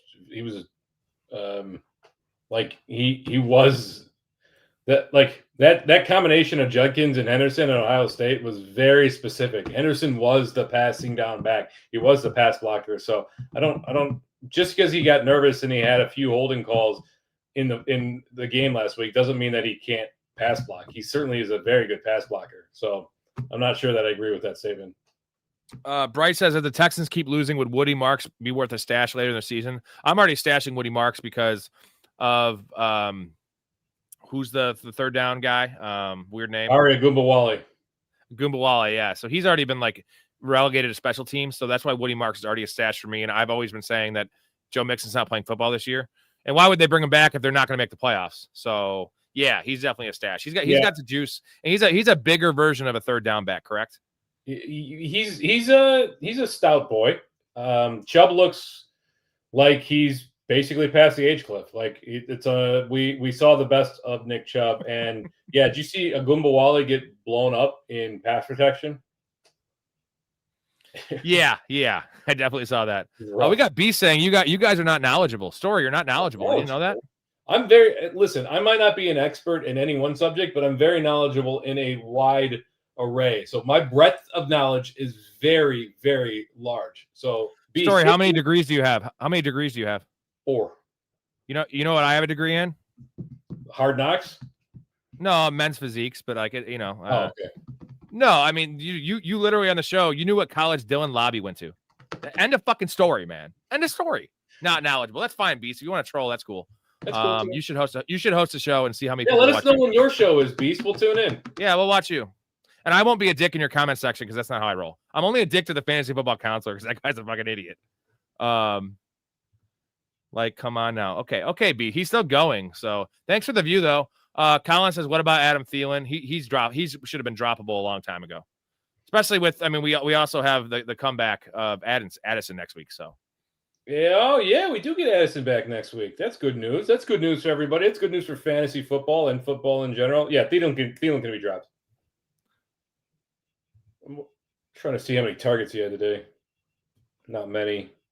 No, he had 2 targets, no catches. Yes. Send him to the look wire. at this from Sean. Ooh, Sean's in here. He said, dude, literally said you said the injury that the same shoulder that Tracy had. Yeah. And Tracy went to Purdue. We know these things. That's called knowledge. I'm not going to give this guy any more time, though. That's fine. He can keep on trolling. Appreciate you, Sean. Sean the Great. Sean the Great. I hung out with him last night. He's a good dude. Nice. He's still talking. I should ban him, but the problem is it's like filling up the chat, and it's hard for me to get to everyone. Well, if that's the case, then kick him to the curb. People that got questions, we need answered. I don't see him anymore at the bottom, so I'll just let him. I think he left. If he comes back, here, I'll keep an eye on it too. Just send a message on the Discord, Michael. Drop your email, and I'll get a hold of you, dude. If you join the Discord. Mark says we got a little sidetracked. Good idea to target defenses facing the Saints. That's safe to say. That was safe to say before this week, but after seeing this abomination, it's yes. In the Seahawks, let's get it straight. Seahawks have an elite defense, and they have the most elite home field advantage in football. So that was like a perfect storm. But the Saints are probably a top 3 target for streaming defenses, right, Story? Yeah. It's for me. It's just I know that Atlanta didn't work out, but it's still the Saints, the Titans, and the Panthers for me. The Panthers in particular. It's that order. It's also Saints, Titans, Panthers. Cam Ward took another 4 sacks today, so there's a sack-based like floor with whatever defense is playing the Titans. I'm trying to get this guy out of here, but Jesus, he's still going. I'm like way behind. I'm like 12 minutes behind in the chat. So what's the guy's name? I'll get him out of here. Beast Online 20. Okay. Yeah, dude. Fuck you for like just blowing up the chat. I'm like you're costing people questions here, and I don't appreciate that. Okay, Thomas, Kraft did flop. Unfortunately, he was not on that series, or at least the 3 plays that who was it? Fitzpatrick or whatever, the third string tight end caught a touchdown. Not even Musgrave. Yeah. That sucks. But Kraft's fine. Kraft still play. I think he still played 70% of the snaps. I wanted him not to play as a Kraft owner, but he's fine. He looked good is the point. So like one bad week, he's still a tight end. We're going to take it, right? 3 catches for 29 yards, whatever it was. We're fine. Yeah. He looked, the most important thing is he came out of the game healthy. So he did have limited snaps, but he didn't have any setbacks. And that was kind of the big concern. So, Tyler Warren had a down day today too, and he had a little bit of it. He was a little nicked up coming into it. Whether that had something to do with it, we don't know. But that's just the nature of the beast with tight ends. Hell, Brock Bowers hasn't exactly popped off every single week that he's been. So I'm not too concerned about it. Like it's just it's just what happens with tight ends. And Tucker Kraft in particular was never going to be the volume guy, right? He was, 4 or 5 catches for 80 yards is a good game for him, but he's a touchdown guy. He's got 10 plus touchdown upside. That's what we're looking at with him. Big Al drafted Benson, Mason, got CMC and Cook as well. Yeah, bro. If you have 2 flex spots, then you can start them all. If not, you got to trade one of them because it's hell just leaving Jordan Mason or Cook on your bench, right? Or Benson. Well, you can't do that. I mean, listen to this team, this running back squad that I kind of stumbled into in this league, and I got to kind of figure some things out. So I got Mason and Jalen Warren. Okay, Mason's great for the time being. Warren's been very solid. But now I actually benched Hampton. I've got Judkins and I've got Scatterbo. And I've got 2 running back spots and a flex spot. So I gotta figure out how to upgrade my wide receiver core here with a lot of good options though. Yeah. Unique says the guy I'm playing has Gibbs. He needs 21.75 points to win. Think Gibbs gets it. 50-50 in PPR, maybe I'd say 50-50 in PPR. If it's half, you're probably good. Tough matchup against the Ravens. Yeah, I mean, it's not this. I mean, the thing is, like, it should be a high-scoring game. That kind of worries me. I think you're right. I think 50-50. Maybe he has a slight advantage. Elite, do not drop Herbert for Caleb. I would probably keep both. I probably would still have Herbert maybe ranked ahead of Caleb. I think they're both on that top 8, top 10 cusp, right? Yeah, there's difference because Herbert doesn't really run anymore, and Caleb, while his passing looked good, it's not going to be that good every week, but he does have a nice floor with his rushing. The thing is, until the Chargers stop throwing the ball as much as they do, like Herbert is going to be regularly in the top 10. Yeah, he also has the option of Fields too. That's a nice. I would probably try to trade one of them, man. Trade Caleb right now. His stock's never going to be higher. Quarterback 2. See if you can get like a Cam Scatterbo or a Chris Olave or something to a quarterback needy team. Herbert had 47 attempts today. 47 attempts in a game that was very much a drag it out kind of knock. It's they're throwing the ball a lot. Action says they greased the footballs today or what? I wish I had the It's Always Sunny grease watermelon clip available because that's one of my favorite clips. And Frank goes to the public pool and he just greases up this watermelon, throws it in the pool, and just dives in and yells "grease watermelon." That's what I used to call Alvin Kamara back in the day in the channel. He's the grease watermelon. Can't fucking tackle him. Oh yeah, you couldn't tackle him. No. Yeah, good call. Whip Hero says, check out how many drops Trevor had is in his receivers and tight ends, mostly his receivers. Yeah, it was a lot, but either way, 20 for 40 is bad. It's probably 5 drops. So 25 for 40 sounds a little better. Kyler Murray had a ton of drops by his receivers today as well. Most notably, Marvin Harrison. Travis Hunter panic meter. I mean, in an IDP league, he's fine because at least you're going to compile. You can start him in an IDP. That's fine. What did you get points wise in the IDP league? That we're in? 8 fucking points, bro. 8. I have IDPs that score more than him. It's fucking terrible, man. I was gonna say, like, the thing is, he's gonna have big pop off weeks in an IDP league, and he's gonna be worth 1 or 2 wins when he does have a game. If he has a game of 100 yards and a touchdown, right? But, like, I expected that every 4 games, and we're going into week 4, and he hasn't even had like 35 yards. So it's a mess, man. He had 1 sweet catch, and he actually looked good after the catch, but like. He just doesn't quite look like the athlete we were sold, and he's small, man. And it's Trevor Lawrence more so, right? It's the Marvin Harrison problem. It's fucking bad quarterback play and Trevor bad Lawrence, coaching. Even though Liam Cohn's good, he's not the guy. Like he's just not the guy. It's sad, but that's not sad. I hate Trevor Lawrence, so screw him. Mark says, "Is Quentin Johnson legit?" Zay, I'll get to your question here in a second. Sorry, we're a little behind, but what are you starting Quentin Johnson if you have him in a 12-team league? I don't know. I have Quentin Johnson, and I don't know how much I can trust this. I get nervous thinking like he's got to go in, but I lost. I didn't lose him, but I've got Ford, who's no longer an asset to me. I lost Tyrone Tracy. Tyron McLaurin's banged up, and I'm not sure how much you could start him. I'm running out of options here. At some point, I'm Keon Coleman. Do I start him over Keon Coleman next week? Probably, right? Yeah, probably. Like I'm not going to start him over Jefferson. Not going to start him over Olave, but I think up to the point now where I would start him over Keon Coleman. Zay says, I'm up 18 points in my league right now. I need Montgomery to score under 18. You think it'll be? I think you're fine with Montgomery. I think you're fine too. He essentially needs 2 touchdowns to get that number. Yeah, unless he has a giant game. 82.5% chance to win. That's the 4 fucking degrees coming right there. That's what you got those degrees for, right? Yep, exactly. Kirk Cousins should go to the Raiders. I mean, Geno looks bad. I'm surprised how bad Geno looks because like the problem is he just like pretty much traded situations. Terrible O-line in Seattle, then goes to the Raiders who have a terrible O-line. He still has Pete Carroll. It's just fucked up, man.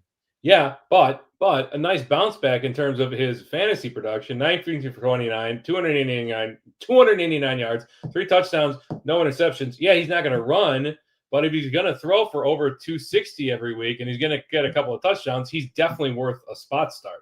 That's nice. So I can take that. I can't take what we saw on Monday night last week. Timothy says favorite AFC team isn't who's the favorite in the AFC. I'm saying Bills. I think you're saying Ravens, right? I'm saying Ravens. Yeah. Is the question who our favorite AFC team is or who the favorite in the AFC is? I think it's who the favorite is how I'm going to read that question. I would guess it's Bills, like from the sports books. I'd still put my money on the Ravens. It's going to be a hell of an NFC Champions or AFC Championship game unless the Chiefs crash the party as they always fucking do, and then it's going to be a shitty game. Today, they got the monkey off their back. They're back, baby. That was an ugly game, though. That was an ugly game. Timothy also has Genty, BTJ, JSN, Olave, Devontae Smith, and Pittman. Who's the highest you would go in a trade for Benson? I think I wouldn't go JSN. I wouldn't go Brian Thomas yet. Genty, I wouldn't go. I would go Olave, Devontae Smith, or Pittman. Any of those guys for Benson. I'm fine with that. I would also throw BTJ in there. Really? Yeah. I think that's just selling so low on him. But your panic meter is up here, you're saying. I mean, what do I think is going to change in Jacksonville between this week and the rest of the season? Do I think that he's suddenly going to stop being scared of catching the ball? Well, what happened last year? Yeah, I mean, I don't know. Yeah, that might be a little aggressive. It depends on how strongly you want Benson. I'd have to see the rest of the team, but certainly Olave, Pittman, and who was the third one you said? It was Pittman, Olave, and it's right on the screen here. Devonta Smith? What does it say? Yeah, Devonta Smith. Really? Even after the bounce back by the Eagles? I did mention it on Friday night that as soon as the Eagles have to stop keeping the ball on the ground and have to start throwing it, things are going to turn around for that team. I would do any of those guys, though. I missed a couple of Leeds comments. Sorry, man. I traded Tyreek, DK, and Hampton for Jamar after week 1. That seemed like that's a lot, but now it's not looking great. It's not looking great. Not so much. You probably Jamar's still fine though. Yeah, like one bad game by that offense is not against a pretty tough defense is not going to make the season for them. So Jamar's still fine. Yeah, Tyreek and DK are going to have their games, but I don't think they're very solid. They're not going to have repeatable games, I don't think. Puka, number 1 wide receiver. Where would you rank Puka rest of the season right now if we were to redraft? Would you take him like top 8? His Neighbors was looking like that dude, and then he drops this game. He's banged up again. 8 in wide receiver or 8 overall? 8 overall. Oh yeah, I was gonna say like 4 in receiver. I mean, are you ranking him ahead of Jamar Chase right now? Top 3? Like who would you want more? Puka's a dog. Like my big concern with Puka is for whatever reason Matthew Stafford has flutter eyes for Devonta Adams in the red zone, and Puka has yet to score a receiving touchdown. But yeah, I mean, I would probably want. I mean, I think you have to be concerned about CD if this is worse than they're letting on. So who else is up there? I mean, yeah, because Jefferson is rough right now. Jamar is rough right now. Neighbors is rough. London, Nico are a little rough. So yeah, good call. I'm always so worried about him getting hurt just because how he probably. plays. I mean, that's my worry. Amon-Ra St. Brown, like. No, I think I want Puka over St. Brown. Okay. Trailing by 27 with Lamar and Montgomery left, no PPR. Yeah, you're good because Lamar is going to get you 23. Yeah, so I think you're at least 23 out there. I'd say 90%. 87.2. Wow, fuck you, fucking college degree, motherfucker. Mike is funny. You said the analogy of Coleman and QJ because I have both. You guys already answered me saying Judy is a drop based on my team. Means QJ over Judy then. Yeah, well, Judy. Yeah. I mean, you can't trade Judy. What are you going to get for him? If I had Judy, I would be dropping him. I don't really see a reason to hold on to him. I'm definitely QJ over Judy. But yeah, that Coleman QJ I'm to the point now where I'm starting Quentin Johnson over Keon Coleman. They don't want to force feed the ball to anybody in Buffalo, and that's a problem. Tajay Spears a stash. It's more and more likely a stash now because he's getting closer to coming back. Although we've heard nothing about Tajay Spears, which is a little concerning. But I mean, if you have an IR spot, especially. But yeah, I have him.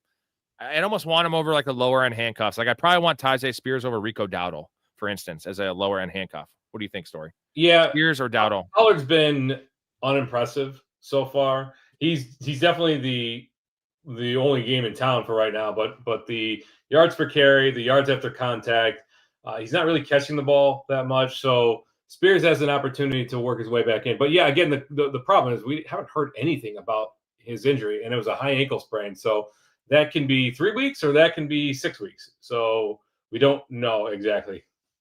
And they don't have to activate him after week 4. So there's ways to go for this. Elite's wondering if he should send the house for Benson in every league that he doesn't have him in. He's thinking he can get him for solid 2-for-1 deals before he pops off on Thursday Night Football, because we think he's going to pop off, although it is a tough matchup. But I wouldn't get him in every league just because I'd try to diversify a bit. But if you can get value with him, as in guys that you draft in the 6th or 7th round, or guys that are on your bench, or like your wide receiver 3 or running back 3, I'd do it. I wouldn't necessarily be trading like Alvin Kamara for him, I guess is my point. I tend to agree with that. We have a very strong indication that Benson will be the guy, but it's a tough matchup. I mean, if he doesn't pop off, you might have a buying opportunity. So maybe see if you can send some bench assets, package some stuff together, like you said, like Rob said, and see what people will bite on. People might be down on the Cardinals offense in general. Timothy says he needs 1.5 points from Tyler Loop in a matchup to seal it. Just want to know if you guys have any crazy close fantasy losses. Me personally, this is amazing. This is an amazing story. I got to play the clip for this one because it's amazing. If I can find it, I'm sluggish today. I'm gonna play this one real quick. Yeah.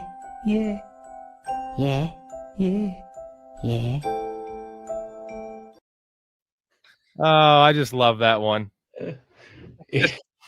Anything involving Michael Jackson, or in this case, it's Michael Jefferson, right? Michael Jefferson. Here we go.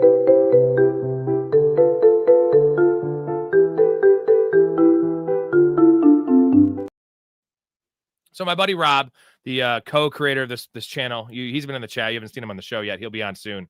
Big Kyler Murray fan. And in our main home league, we have 100-yard bonuses for rushing and like 300-yard bonuses for passing. But he got to 103 yards rushing.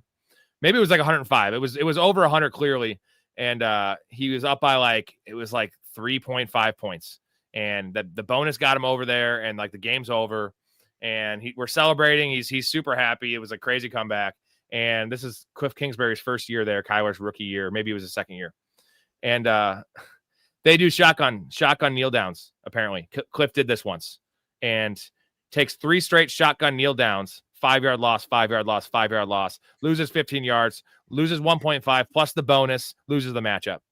And he was up by 3, well over 3, but he ended up losing 4.5 points on it, which normally it's only a 0.3 loss, right? -1, -1, -1. And we're watching this and we're like, what is this? That's such a dangerous play. You could snap the ball over his head. It's really easy to snap the ball over Kyler's head. He's 4'8". And that was probably the worst loss I've ever seen anyone have, because it was as bad as the loss in terms of if you had bet on the Rams today. That was rough. That was bad. The Rams. That's one of those ones where, I mean, I've had it where I have the team is covering and they kick off and the team laterals around and the defense scoops it up and scores a touchdown. I've had that happen a few times. I've had it where trying to think, I lost a survive. Oh, this is a bad beat. I lost out on $10,000 once in Survivor Pool. So remember the year that the Falcons played the 49ers in the AFC Championship game before the 49ers went to the Super Bowl that year. So I was one of 8 or 9 people left in this Survivor Pool. It was a $10,000 pot. And I don't remember what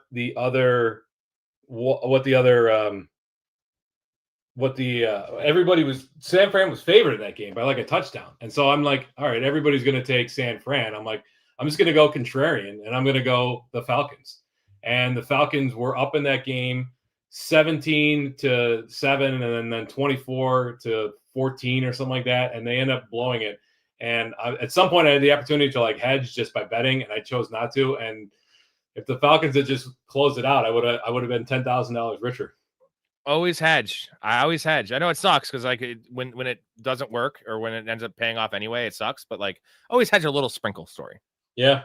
I was so happy when I woke up and I saw that everybody else had taken the 49ers because I was going true contrarian. So I have taken down a few survivor pools in my day, but that one hurt. I'm not gonna lie.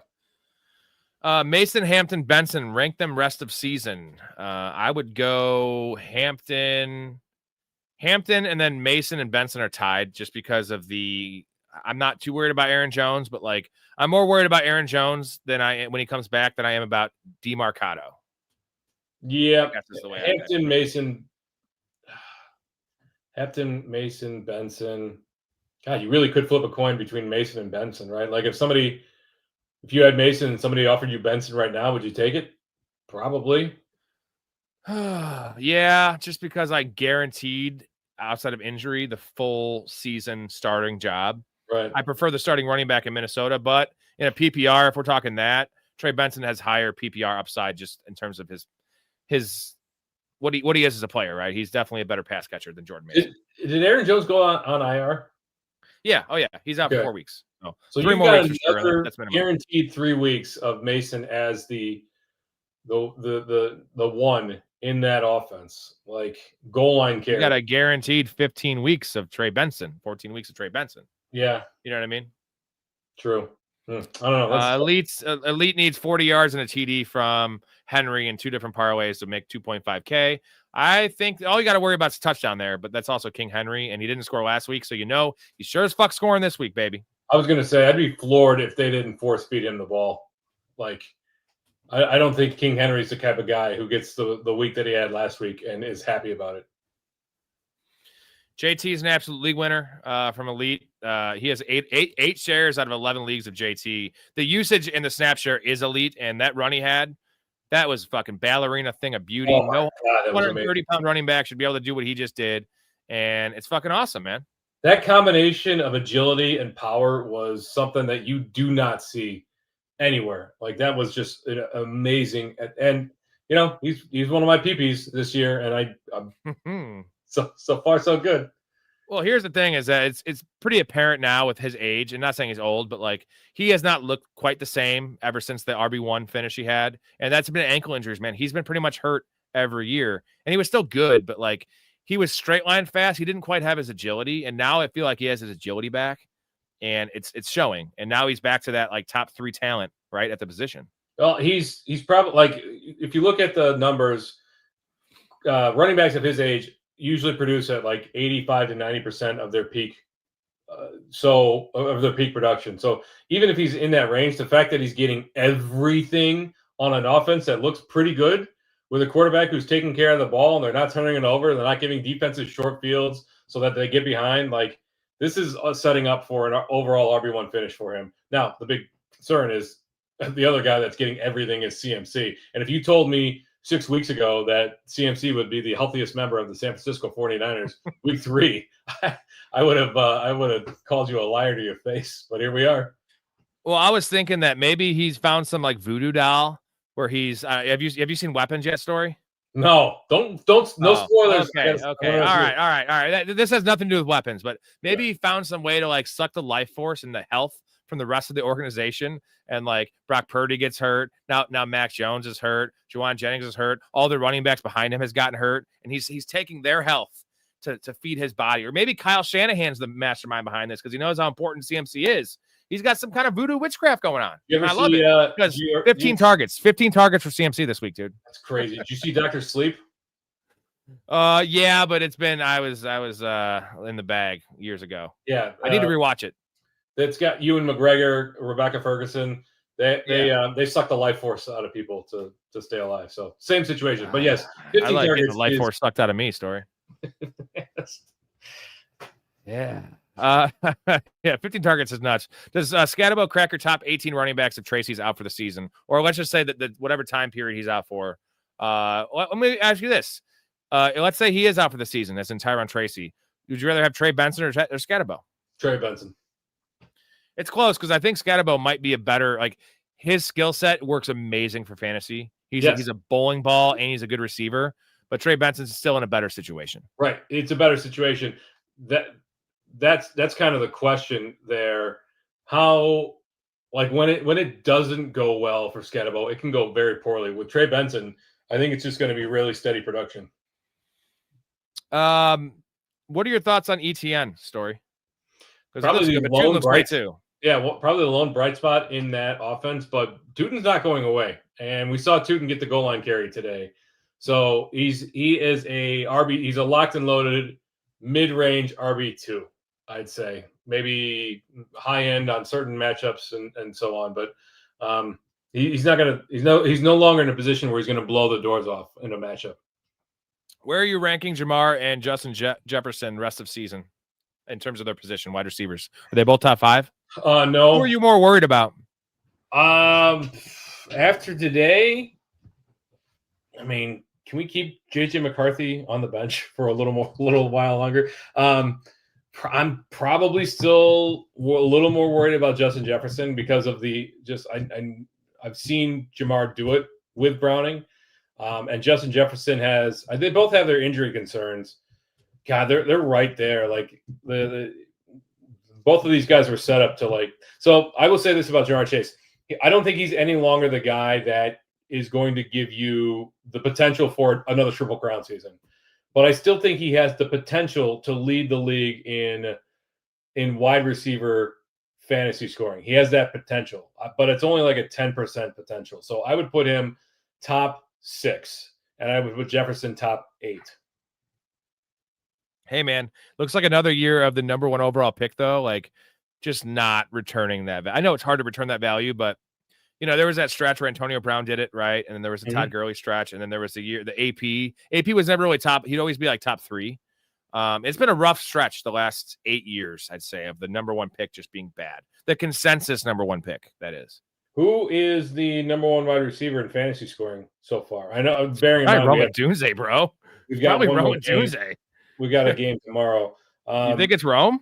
Well, I mean, no, I don't think it's Rome. It might be Zay Flowers after tonight. Miles Garrett or Micah, real life, not fantasy. Who's better in real life? I think it's Miles. Miles. I think it's Miles Garrett. Yeah. The dude is an absolute, because he's an actual defensive lineman that disrupts everything. Fantasy. Elite says, are we getting a Jackson 5 tomorrow? I'm assuming that's 5 touchdowns. No, I think it's a Derrick Henry game. But Lamar Jackson's still going to throw 3 to probably 3. I think Mark Andrews might be one of them. So Amon-Ra St. Brown will be the number 1 after this week because he's only a 1.5 behind the leader. But you want to guess who the leader is, and I'll give you a hint. He had an absolutely wild, massive week 2. Well, not Malik Neighbors. It is Malik Neighbors. Even after week 3? Yeah. 40. This isn't a half PPR. 42.8 for Neighbors. Puka 41.7 with only 1 touchdown, and then Amon-Ra St. Brown 41.2. Rome at 41. And then this is going to blow your mind. Quentin Johnson at the number 5 scoring wide receiver so far. Canoe, yeah, wow. Canoe says trade Judkins. I have Strange for Tyler Warren. Did I win? Probably, dude. It's so close, but like a elite tight ends. I know his numbers aren't looking good, but Tyler Warren is. Did you see that block he laid today on the JT run? Yeah, dude, he's playing fullback now, bro. He plays fullback, wide receiver. They're gonna put him in some quarterback snaps. That guy's a fucking monster. That's why I'm not worried about his production dipping today. Somebody texted me like, "Oh, there's your guy. He had he's coming down to earth." I'm like, they're using him. He's on the field. It doesn't matter. Tight ends are all he'll be fine. Yeah, and the offense looks beyond functional. What are your thoughts on Pacheco? Because we were worried about him going into this game. Kareem Hunt steals the short yardage work, and then again steals a touchdown in this game. And they started using Brashard Smith a little bit, which is another wrinkle. And then they're going to get Rashee Rice back. They're going to get Worthy back. Like Kelsey might get better, and maybe that helps Pacheco because the offense gets better. But it's not going to help him if he's not getting goal line carry. Story. No, it's not. You are dealing with a RB3 with potential upside if he can break one from outside of the 10 zone. The Chiefs have not started to use Brashard Smith like I thought he was going to be used. They need some, Pacheco looks okay. Hunt looks slow, but yes, he's got a nose to the end zone. But they don't have any juice out of the backfield. Like, where's their Jerick McKinnon type guy?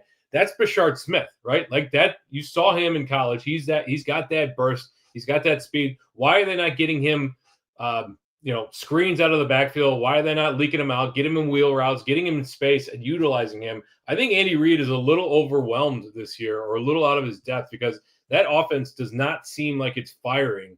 and you can't just blame it on the lack of wide receivers. They're not getting creative, and it's a struggle. It's a struggle if you're a Mahomes manager. It's certainly a struggle if you're a Kelsey manager or any of the running backs. I would keep an eye. I think you got some time, but I would keep an eye out for Brashard Smith. And if his snap share starts to increase, it might be somebody to look into. Jarek McKinnon, dude. Hey, Mouth South, I sent the link in the chat. It's also in the description. Hopefully that link works. I've been having some issues with it, but a lot of people have gotten in, so it must work to some degree. Do I start Kenneth Walker next week against Arizona or Dobbins versus the Bengals? It's that for me depends on Charbonnet's status, right? I don't think so. I'm rolling with Kenneth Walker.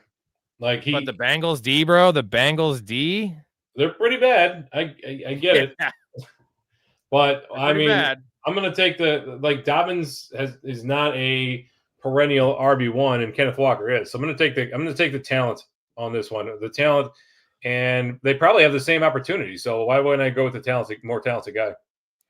Story, you think you could buy low on Saquon right now? You think that's a possibility, or is it still gonna be at cost? I have been saying this for years now. I don't think there's any such thing as a buy low in fantasy football anymore. There's too much information out there. There's too much mainstream information about guys bouncing back and target shares and snap shares and all this kind of stuff. So with that said, I still feel like it's going to be tough to pry Saquon away from the manager who has him simply because of the name value. What is your expectations tomorrow night? Barn burner or slow defensive game? I think we both are going to say barn burner, right? I think it's going to start slowly. I know both these coaches like to feel the other opponent out, so I think you could see like a touchdown in the first quarter. Things open up in the second quarter, and then things will slow down. Mark my words, the lowest scoring quarter tomorrow night will be the third quarter. Jeff G says no spoilers. Sorry. So I figured everyone saw weapons. I don't think I spoiled it. I didn't really give away anything. And I actually wasn't talking about weapons. I was talking about Barbarian. I got him confused. So don't worry about that. Have you seen Nope?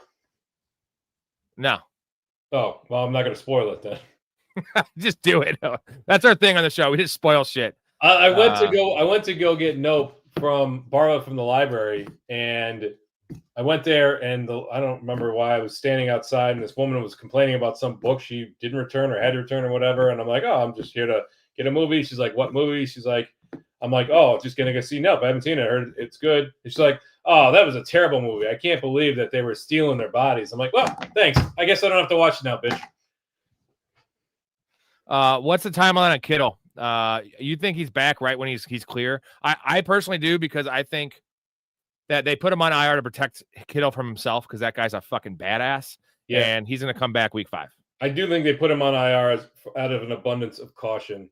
I think he's back week 5.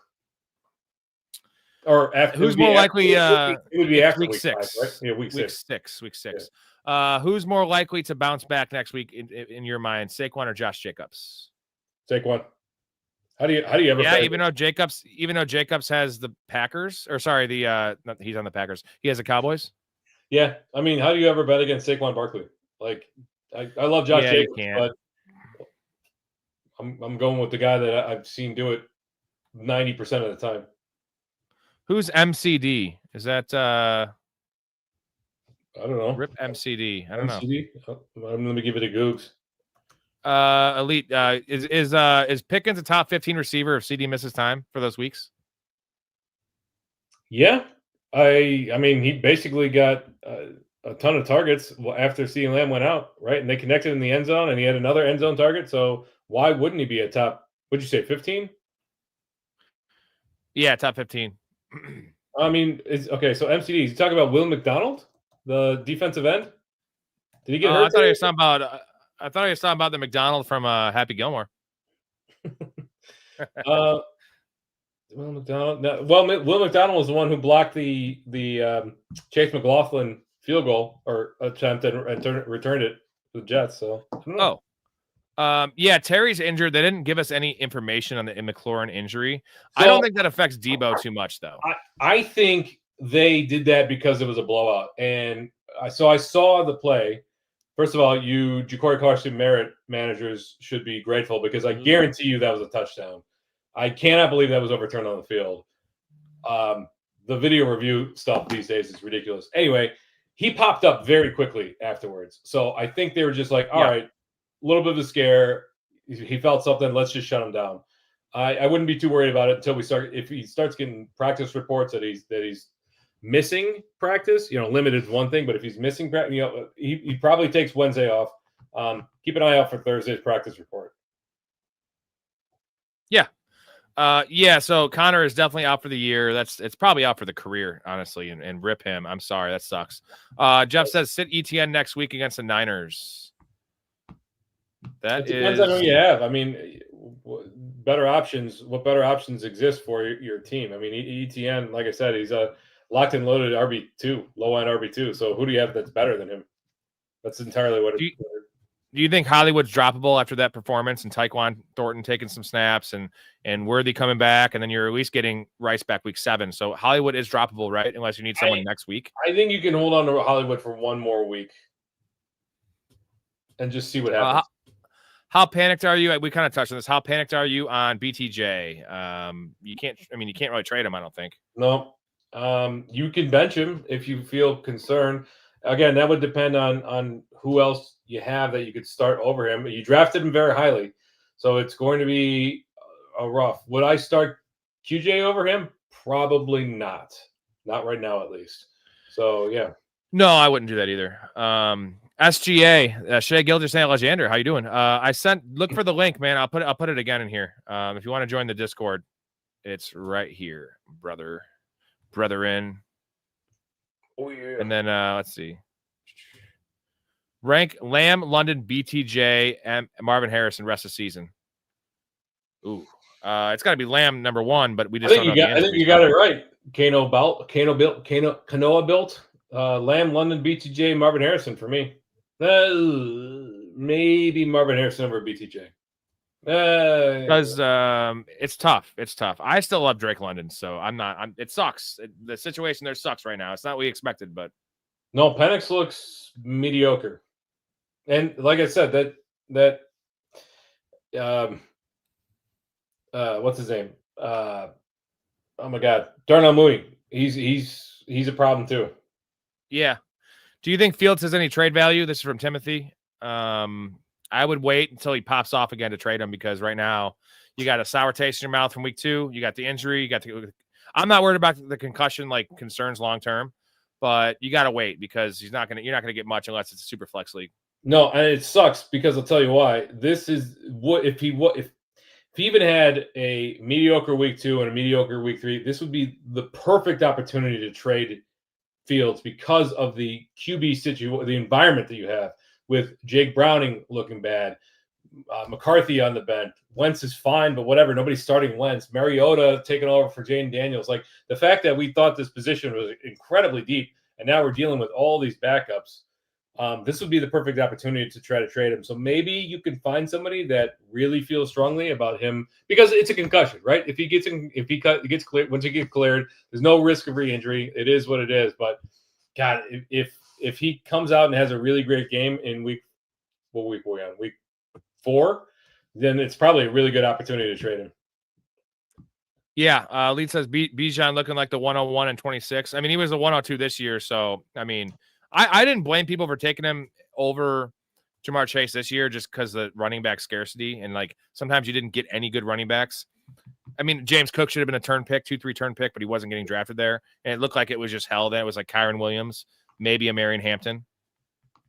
Yeah, I mean, the question is, where does CMC slot next year?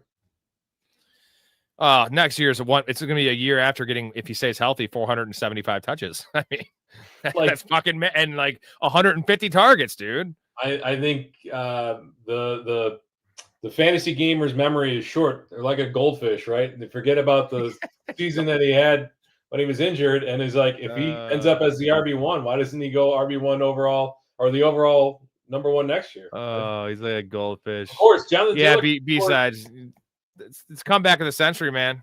I mean, he could score 15, 16 touchdowns, and why wouldn't Jonathan Taylor be in the I think Jonathan Taylor's got better odds to score a touchdown any given week than Bijan Robinson at the moment, although Bijan Robinson definitely has a much better pass catching upside. Bobby says, just did a trade at 12-man PPR. Ship Bijan, Myers, Addison, May for Puka and Neighbors. So Bijan, Myers, and Addison. Let's just leave out and May because he's just a toss-in. You won. Yeah. That's so close. I mean, because I'd say Puka and Bijan are equal, right, essentially? And that's Neighbors for Myers and Addison. So, yeah. Bijan's tough to give away, and it's hard to win a trade when you trade away Bijan, but you got two wide receiver ones. Yeah, I hope you've got other running backs that can fill in. Plus, you open up 2 roster spots. I always love being able to open up roster spots. Yeah. Jeff says sit Strange next week. Strange is killing it. Story talked up Strange, or actually I talked up Strange, and then you came around to Strange. And I think you like lapped me on the Strange love. Strange love. Yeah, when we've seen it time in and time out, and it's happening with Juwan Johnson. When a dude finds his guy, and they're having a bad time, they tend to find their safety valve, and in this case, it's Brenton Strange. So, like I said, as long as BTJ has the alligator arms, Brenton Strange is going to be a viable option. I'm waiting for Kittle. I need Kittle back so bad. Fannin is cool. What are your thoughts on Fannin? Because he has definitely cooled down.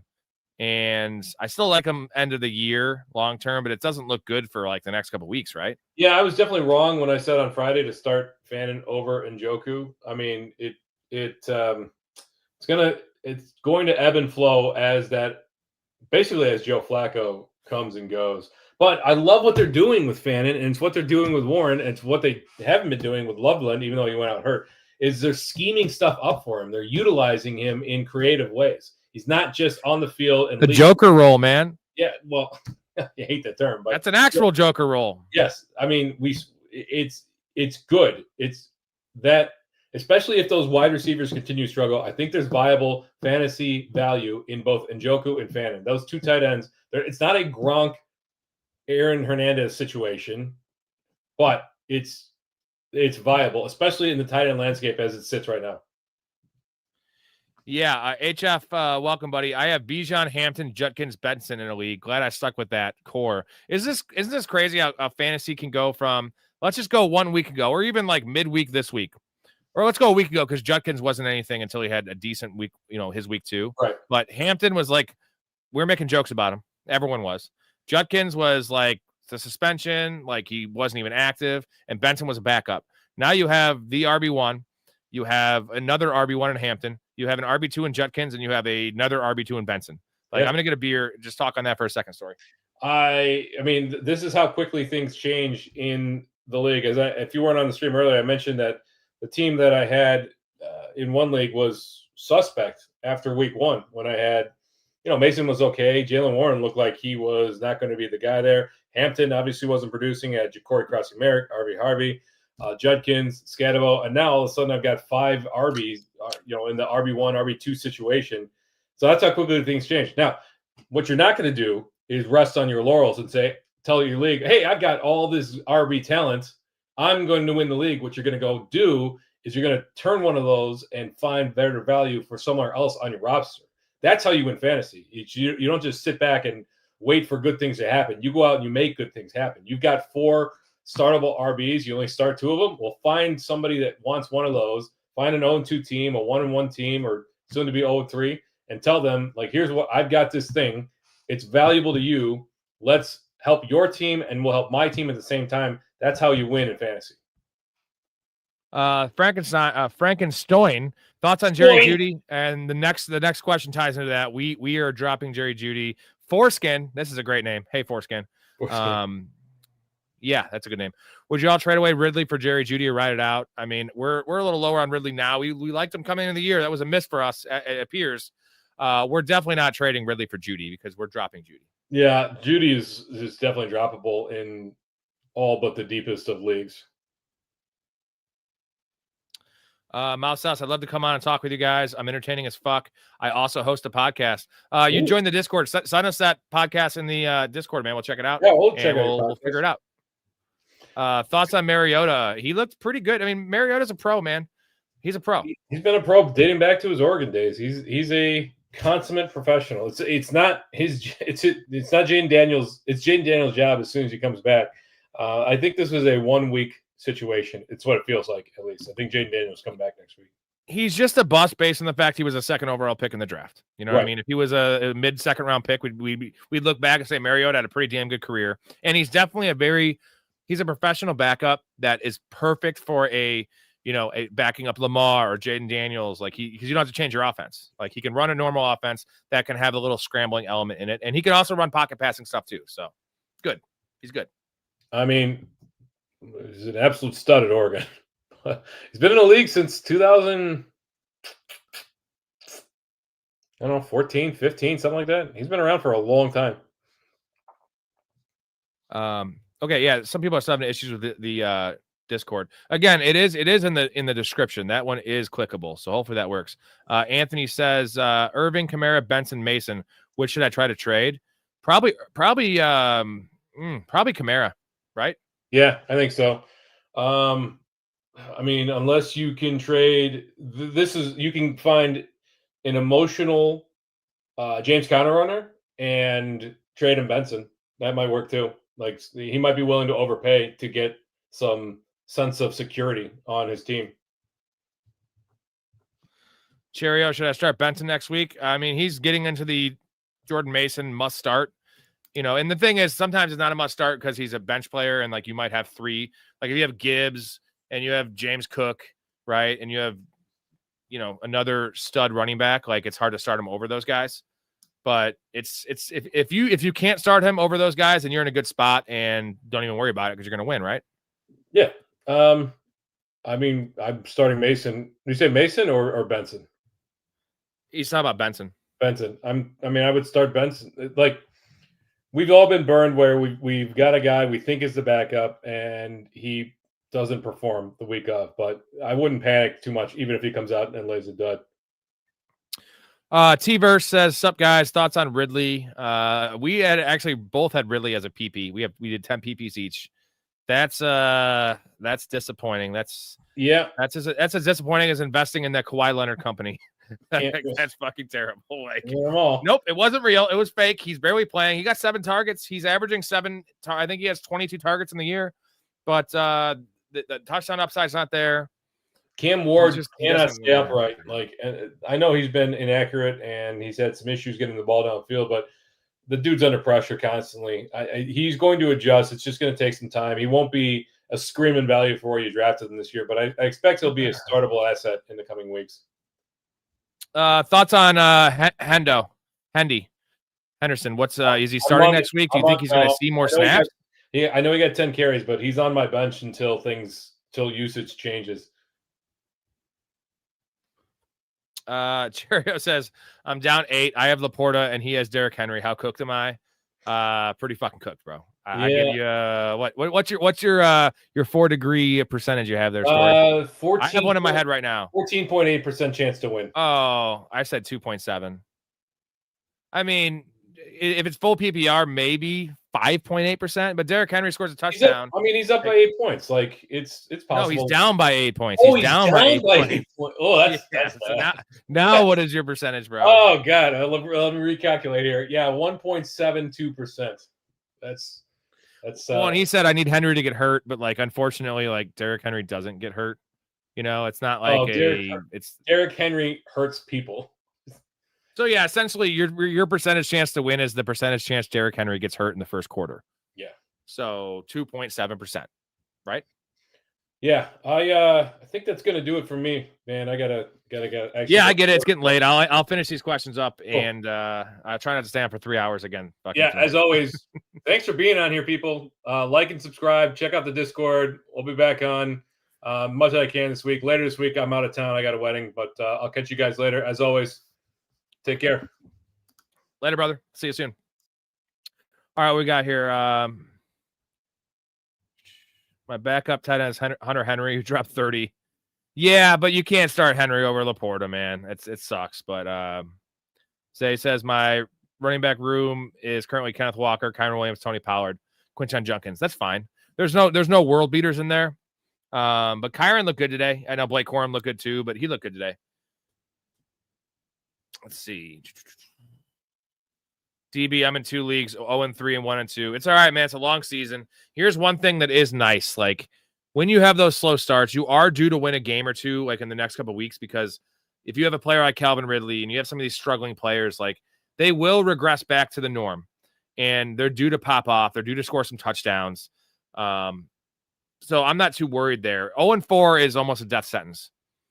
So 1-4 is fine. Not fine, but like if you can get to 3-5, you have a real shot because you can lose 6. You can have 6 losses and still make the playoffs in most leagues. Wide receiver room is CD, DK, Io Manor, Golden, Jennings, and Brock Bowers. Jennings is going to be good. Jennings just has to play. So DB says, is Josh Downs droppable? Not yet. I mean, it depends what you can get. I wouldn't like Troy Franklin's of the world, or like I wouldn't drop Josh Downs for Trey Tucker. That might be a hot pickup, but like don't do that. Everyone picked up Troy Franklin this week. How'd that work out?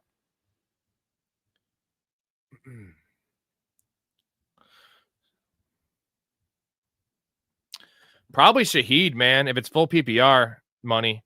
Because Sharp, I mean, I don't know how much he'll play if he even comes back. Like, we'll see about that. Travis Hunter, you really just can't start right now unless a report comes out that he's not going to play any more defense. Hopefully they make that report come out, but it doesn't seem likely. So I think it's Shaheed. I still like Shaheed. He's a good player, and eventually Olave won't get 15 targets a fucking game. Max says, need to Myers, Sutton, or Tet. It's Tut. It's Tut. It's Tet and Sutton for me. Myers, I'm expecting Bowers to bounce back soon, and I know Genty will. So I know we're all nervous about Genty. I have 1 share, so like I'm still nervous about him, but my worry level on him is not even close. I know it's a first-round pick or a second-round pick. He's still getting the work. They're gonna have to prioritize him a little bit more because what they're doing right now ain't working, dude. Ain't working. Hey, Choices, how you doing, man? What's going on? Let's see. Which loss was worse today, Packers or Rams? An umbrella statement, I would say the Packers because they lost to the Browns. But in terms of like, in reality, the Rams loss was worse because they had that game in hand the whole time. And the fact that they had a game-winning field goal and they get it blocked and then also don't cover. So it's got to probably be the Packers, though, just because you lost to the Browns. But the Browns are sneaky good, dude. Think about it. They were the top defense coming in this game. The teams they have played this year. Bengals with a healthy Joe Burrow all game and the Ravens, and they were still a top defense. Now they're the number 1 defense in the league, and they played Packers, Ravens, Bengals, like normal Bengals. So it's not that bad of a loss for the Packers. It was surprising. It was wacky, but we got to start taking the Browns a little more seriously in terms of not starting our fantasy players against them and not really betting. Like if they're plus 7.5, maybe take the points. Max says, first time viewer, love the content. Need wide receiver 2 for week 4. Sutton, Tet, or Myers. If it's 2 of them, I think it's Sutton and Tet. Myers, again, I love Myers, but we haven't even seen Brock Bowers do anything yet. We have not seen Genty really dominate yet. So like that's the worry with Myers is he's just dominating on volume right now. So Choices, they were weird as hell. I had a pretty bad day. Gambling was the worst day I had in the show in a while, like years. And then fantasy was rough too. But I have a lot of Trey Benson, a lot of Scatabo. So that kind of is a little like cherry feather in my cap or some shit, whatever they say. My running back room is Chuba, Kamara, Benson, and Charbonnet. Is that good or should I make trades? Chuba, Kamara, Ben. Oh, you're fine. You have 3 starters. Chuba's fine. Kamara's fine. Benson's fine. Benson's awesome. And then Charbonnet's a nice 4. So you're good. You're good. I like that.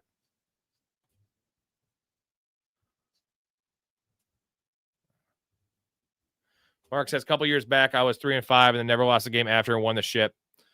St. Brown's rookie year. Yeah. See, that can happen. And the thing is, like, sometimes having a slow start, you're more active on the waivers and you're turning. I always turn my bench, but you tend to sometimes find those gems more because you're forced to because your team's struggling. When your team's stacked, you tend to be less active. And sometimes you miss out on some of the big guns. Tickets did not do good today. Choices. Like I said, worst day I had in the channel. I did bet. I put on the show at the last second, like 6:30. Darius Slayton's yardage, and that hit. But it was 2-5, which is terrible. I was 5-0 last week, and then this week there's some rough losses. Trevor Lawrence missed his rushing total by 1 yard. Marvin Harrison had millions of chances to get his. He lost his by 3 yards. Drake London, couldn't believe that one. But you know what? Shit happens. We're going to bounce back. I can't let it bring me down. I'm going to have super chat here next week, dude, probably next week, because I need a couple more watch hours. You need 3,000 watch hours the last 3 months, and I'm at like 2,700 or some shit. So probably next week. YouTube's also like 5 days behind. It doesn't like update like the stats. So I know I'm going to have it next week. So I appreciate you asking about that. Running back room now: Cook, Warren, Benson, Chubb. Yeah, Cook, Warren, and Benson are fine. Chubb, you can slide in there if you need to too. So you're fine. Yeah, it was a rough day for gambling. Again, I don't touch lines. So I hate bad beats, and it happens, man. It happens. Oh, dude, in a 14 team, you're golden, bro. You're golden. Benson? Whoo. Do bye weeks play a big role? Like, is it better to have a B starting lineup or have a lot of depth? I'd say early in the year, middle of the year, the depth is important because injuries, and you're talking injuries and bye weeks. But like, we want to. That's why we want to make moves in the middle. Like, that's why it's nice to start 5-0 or 4-0 or 5-1 or 6-1, because then you have the poker chips and you can start being active and making moves and maybe sacrificing a week or two to build your ultimate, your best lineup you can. When you're 2-4 or 3-5, you have to make moves for the now opposed to the future. So that's how fantasy is. It's like you got to be reactive, right? DB, my running back room: Genty, Jacobs, Hampton, Swift, good. Yeah, I'm not worried about Genty like most are. Jacobs is awesome. Hampton's an RB1 now, apparently. And then Swift is a fine bench running back.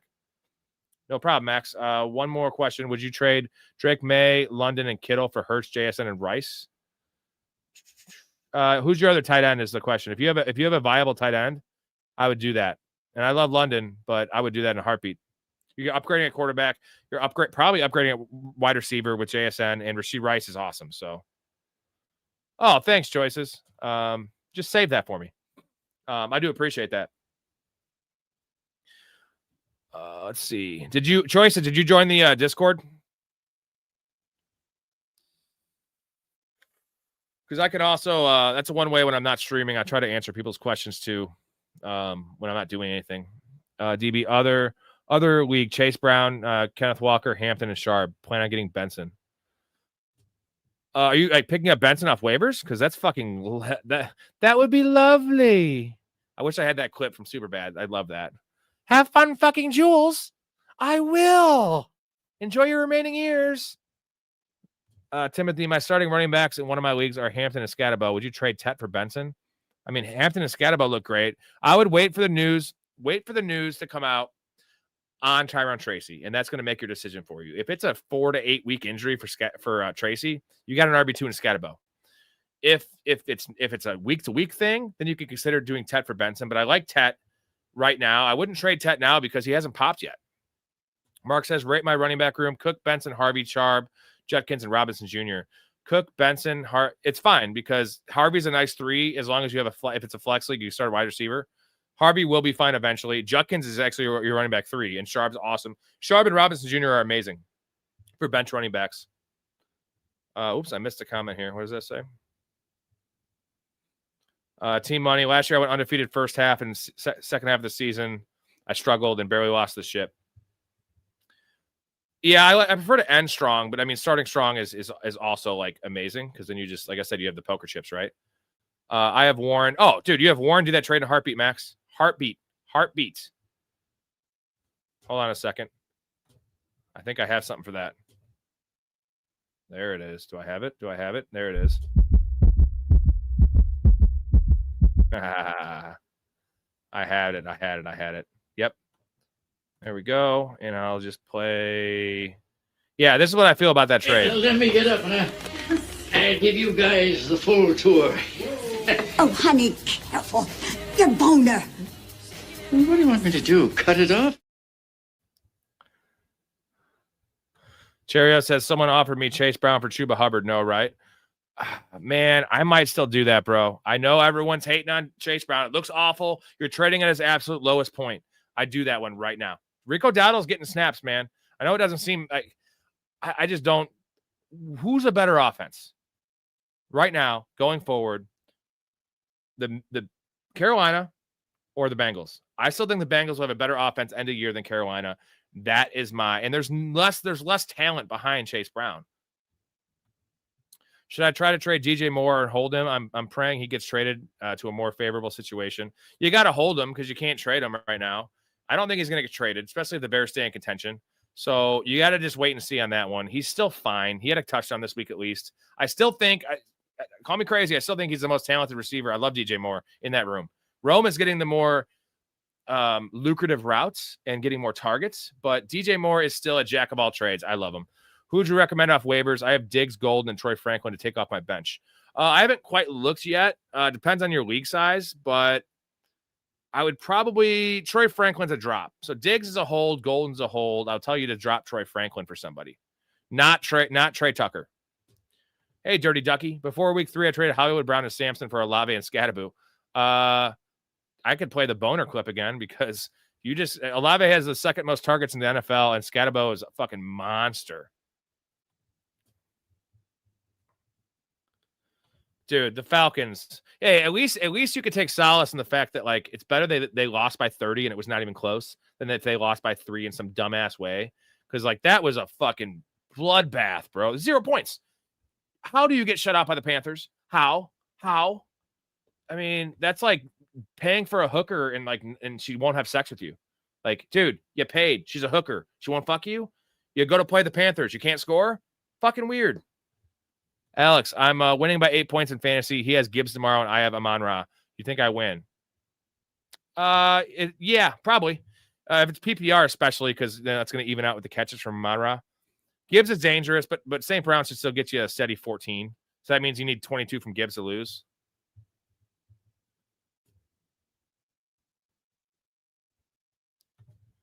Check the wide receiver room. Post it more up in chat. And then the Discord. I want a second. I got porn on my phone that I'm watching, so I don't want to turn that off. You know what I mean? Yeah, he knows. He knows what I mean. He knows what I mean.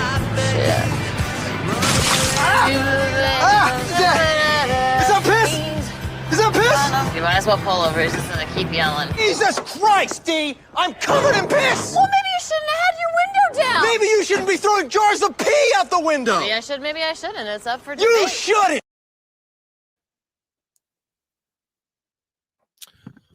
All right. Let's see.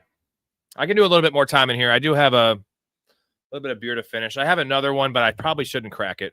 This has been a marathon a couple days for me. I mean, it's been a marathon like 3 weeks for me. Alex, I have not really looked, and I know I said we'd go through that. I think I'm going to do a show tomorrow before the game, and we can go through that. And then either way, if you join the Discord, I will post it on the Discord. And then I'll maybe post it on the channel as well as like a video. And I'll probably do a live as well. But I'm still trying to take all this in, man. I'm taking everything in from today. I'm trying to take it all in, baby. Excuse me, sir. This is private property. What are you doing? Just taking it all in. You're staring at my daughter's bedroom. She's really grown into her body. This is going to be a fun summer for her. Squid, rate my running back room. Bijan, A-Chain, Monty, and Benson. It's money, baby. You got Bijan, A-Chain locked in ones. Monty is a safe guy. Now you have Benson to play over Monty if you need to. 12-man league running back room. A-Chain, Travion Henderson, Scatterbo, Rashad White, Brian Robinson Jr. if CMC gets injured. Love it. Love it. Because right now you have A-Chain. Now you have Scatterbo for the next couple weeks most likely.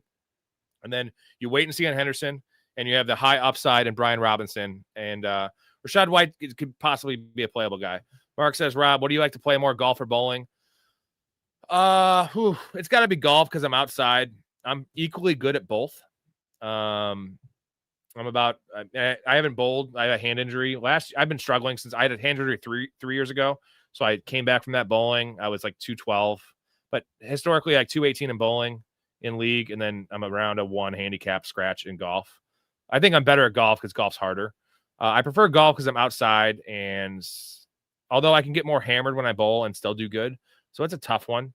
But it's definitely golf. Although in the winter I'd say bowling because it's a nice thing to do. But yeah, golf is super fucking fun, bro. Yeah, I know, Cheerio, Chase Brown. It seems bad, but like I've seen teams turn it around. I don't think that the Bengals are going to be this bad. And I know Chase Brown's snaps are going to be there. Chuba isn't, I don't know. Chase Brown actually isn't that good of a player either, but I just think Chase Brown's better than Chuba. So, yeah, brother, I know. It's not just the fact he needed 3 more yards. It's the fact that he dropped the easiest 40-yard catch ever, and he dropped that one in the end zone. Like, that's fucking stupid, bro. It's so stupid. And Trevor Lawrence lost that bet. It was a rough – the losing the bets is rough, but like the way you lose them, it's even rougher. And you know what? I've had some awesome wins. Last week when I went 5-0, I got some, like, Jamison Williams had 2 catches to beat his number. Like, I had some lucky wins too. My team, I'm a Bears fan, but like not a giant Bears fan, I guess, just because they are trash. Not going to be that guy, but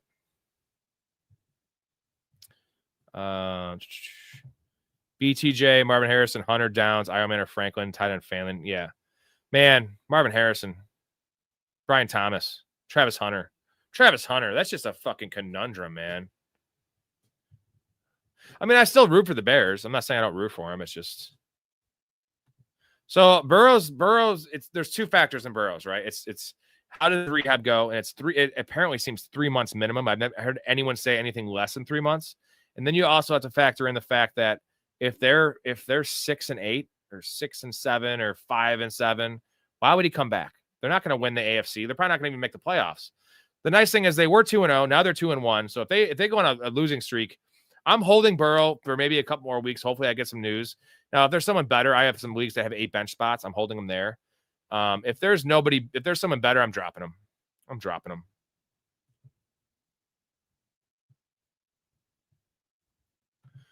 Maybe we hope he is, right? But we just don't know.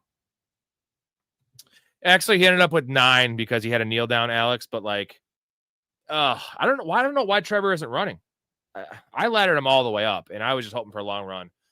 You know what? Unfortunately, I know some of you guys tailed those, and I definitely apologize. That's, I'm still, what did I do the record at? With counting the all the ones I've said for the primetime games that I've put posted, it's still, let's see. I mean, it's 12-7. 12-7 on props this year, which it was a lot. I mean, this week set me back for sure. So I think they could keep it close. The Lions are a professional team. It's if they can slow down Henry, they'll keep it close.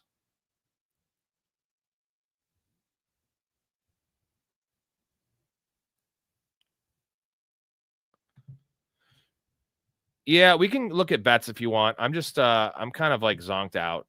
I'm trying to stay on here for a little bit and drink. I don't know if I can mentally go in. If you want to throw out some stuff in the chat and we can go over them. And I give you my input at least. But like I said, I'm still trying to take in and process all this stuff from today because it was a long fucking day. It was crazy games. I mean, I didn't want to do, I usually do 3 or 4. And the only reason I did 6, it wasn't because I went 5-0 last week. It was because I loved all those lines. And like, you know what sucks though is I don't know if you were on the stream. Like my 2 honorable mentions that I actually bet, but I did like a half unit was AJ Brown and fucking Cortland Sutton. And like I should have had those in there. I would have done 8, but I didn't want to do 8 bets. And of course, they both go over by a fucking mile. Fucking bullshit. Ooh, Lamar over 6.5 rushing attempts. I don't know if I like Laporta's receptions. I probably like his like yards more because he's more of a big play guy. He's not really a PPR dude. Bateman to score. Yeah, I actually like Bateman, dude. What is Bateman's number at? Because he has not been used at all. He's been playing a lot. Okay, good. You did hear that at least. Yeah. I mean, I only put a half unit on it, so it equaled 1 bet for me. But watching that, I was so pissed. I was like, I knew AJ Brown. I thought their numbers were a little higher than they should have been. Or more, I thought the other guys' numbers were lower than they should have been.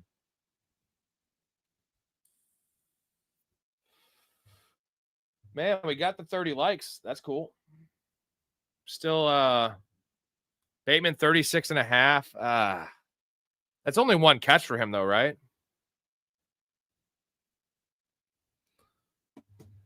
Well, we've gotten 12 subs. So, I mean, we're still 20 or 18 subs short, but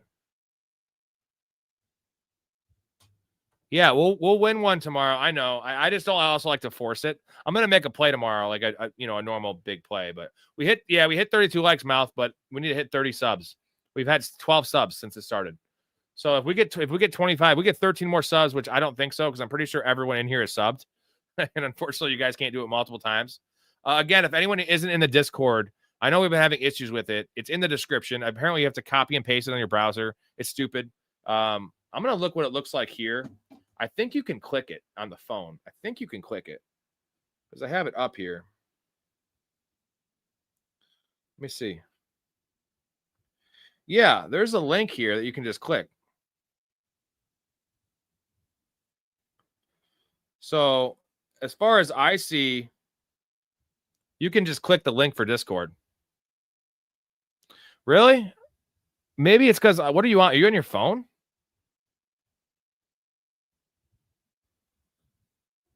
Yeah, on my phone, it's good. When I look at it on my iPad here, I have the streams up.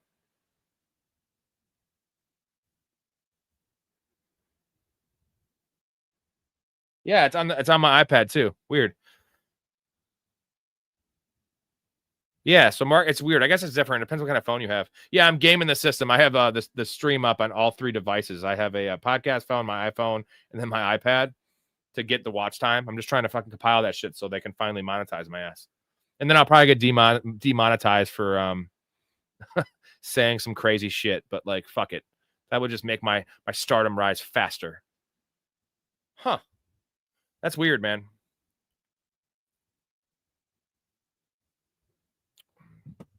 I think we still have I think we have a decent amount of people in there now. What do we got? 22 people in there. It's not bad.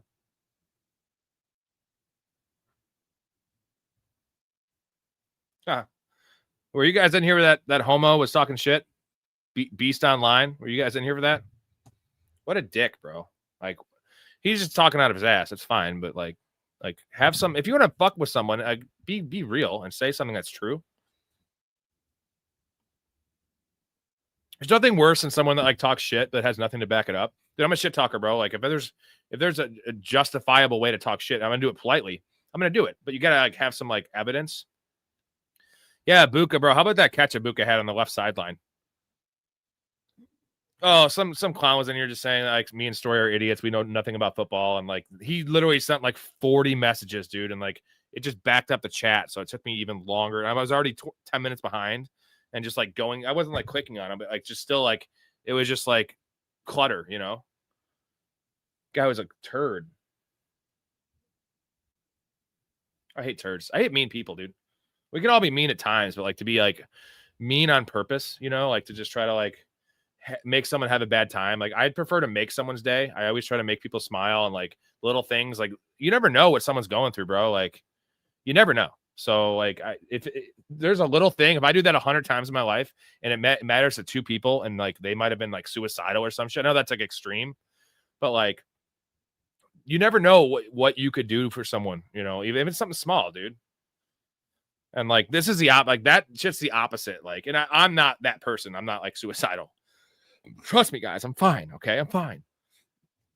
But like, just to actually like try to fuck with somebody. Always just treat people with fucking kindness. I always end my pod with my little spiel. I'm a big 311 fan and, you know, be positive and love your life, man. And love other people.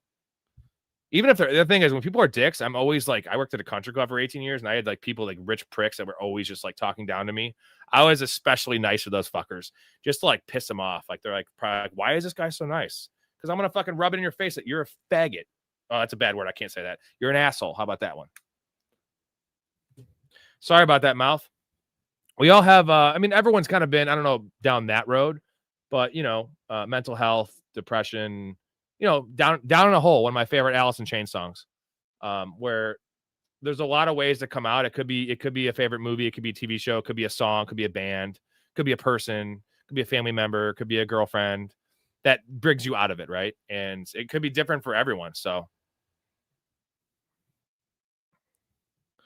Ex-wives 1 and 2. Well, I wasn't really bringing up women because we all know they're a little nuts. Luckily, I'm with a sweetheart angel that's like a Disney character that's just like perfect. So there you go, man. Well, I'm happy to hear that, man. That's a good comment, DB. It takes more thought and energy to be an asshole compared to be kind. For the most part, I think there are some people that's just their natural like speed. That's their natural energy and aura is like they have to actively try to be nice, which I don't know how you live like that. Like that just seems like they don't understand that life's a blessing. And like, not to get too scientific with it, you can go the religion angle or the science angle, and the science angle is actually more like impressive and like jaw dropping, like how we're here on this planet, because it makes no sense. The odds that we are here, and like just the sperm race, man. I'm very like intrigued by the sperm race, because like, you know, there's like millions, like 100 million little sperms when you nut in a girl, and all those sperms are racing, right? It's like a NASCAR race. And I'll get to your comment, Andre. I'm on my sperm race thing. It's like a NASCAR race to get in that egg. And like, this is what blows my mind, that there's really dumb people, because we're the best of those sperm. So like every one of us are the one of a million, the fastest, the smartest of those of the sperm. And we won that race, dude. So how are there still dumb people? Isn't that crazy? Yeah. See, you were the Usain Bolt, Andre. Like we were all those fast, smart, and we were smart. We might have tricked the other cums and been like, hey man, the egg's that way, bro. Like asking for directions, and we give them the wrong directions, and we're the ones that are like sneaking right in the egg. So I'm just saying, like, not to, yeah. But for real, like the odds of just winning the sperm race alone, but the odds of us being here on this planet, you know, evolving, if you believe in that, into what we are, having minds that think, and have a conversation right now on a stream about fantasy football regarding a sperm race. Weird. I don't know where I was going with that, but yeah, that's kind of the conversations I have with my mom. I would bring that up at dinner, Thanksgiving dinner. I'll have a sperm race conversation. You know what? I will do it. I'll stream it, and they'll just shake their head and be like, "That's Rob being Rob, talking about cum again at dinner." I'm like, what can I say? I saw the gravy. It reminded me of cum, although weird color. Although, what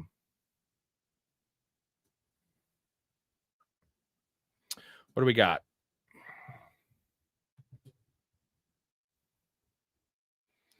Oh, New York City, dude. Yeah, that's a lonely place, bro. A lot of people, but lonely, right? People are assholes. I'm from like Chicagoland, so but bigger cities, you go down south, you go out west, certain other places, people are just so much nicer to other people. Just really weird. Look, it doesn't help if you come out of a moron sack, right? Because then you're the best of the moron sack, which doesn't make you good. So what sucks is like the really kind, smart people, all that cum that gets wasted is just a waste. We need to harvest that cum and then like build a super race of people. Spermception. Ooh, that'd be a good, dude, why don't they have a fucking porn parody of Inception called Spermception? It's like dream, like, you know, like dream within a dream. So like you're with a girl, and then like you go to the dream, and like now they're twins, and then there's another dream, and now her mom comes in, and then that's the dream within a dream within a dream. What's up, Noah? Sorry, if you just came in here, you're probably like, what the fuck are these people talking about? We're talking about the sperm race and how lucky we are to be here, because there was so many. Yeah, we're talking about the sperm race. Well, we originally were talking about how lucky we are to be here on this planet, and I was like, how lucky we are to win the sperm race. Like when we get in the egg, originally we're all start off the sperm. There's like millions of them, and like we're the one that won. So yeah, I know if you just join here, you're probably like, what is this? I should change the thumbnail to just like come, you know? Put a girl on. My wife's sleeping. Actually, if you want to see my wife, though, we're doing a guillotine draft. She wanted to do one Tuesday night at like 6 p.m. Central. I'm going to stream that, and she's going to help me with it. So she got giant tits, dude. Well, this is, you know, Derrick Henry was probably a great sperm. I mean, that guy was trucking the other sperms, gave a stiff arm, right? You say his dick up, son, instead of morning. Damn straight, we're all winners. All right, we have any other fantasy questions before I get off here? I do have one more beer, but I don't think I can do that. I want to, but I shouldn't. This is already 2.5 hours. The cum stiff arm, man.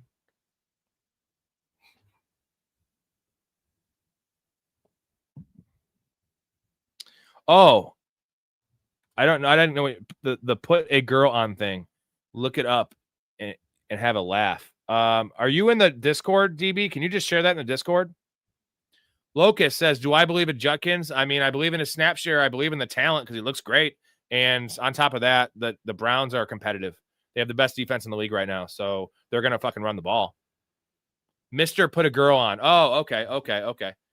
I'm going to check that out after this. I'm going to take a picture of that just so I remember.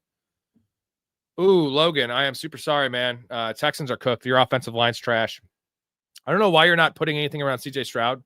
Like, you just, after his rookie year, he was so good. They're just like, oh, he's fine. We don't need to put receivers around him. Or you try to with Diggs and it sucks about Tank Dell. But you're like, oh, we don't need to address the offensive line.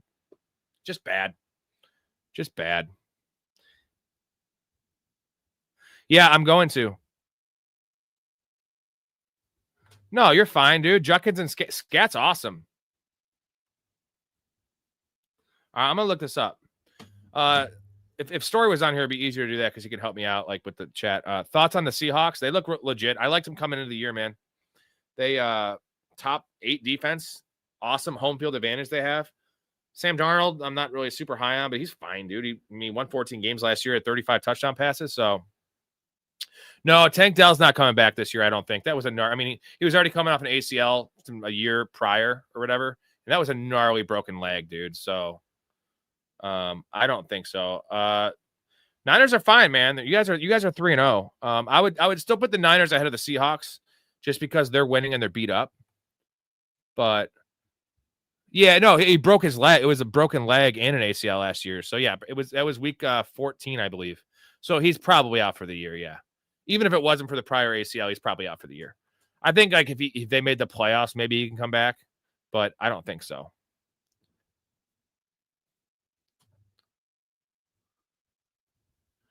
Mr. Put a Girl on. Let's see if I can find this.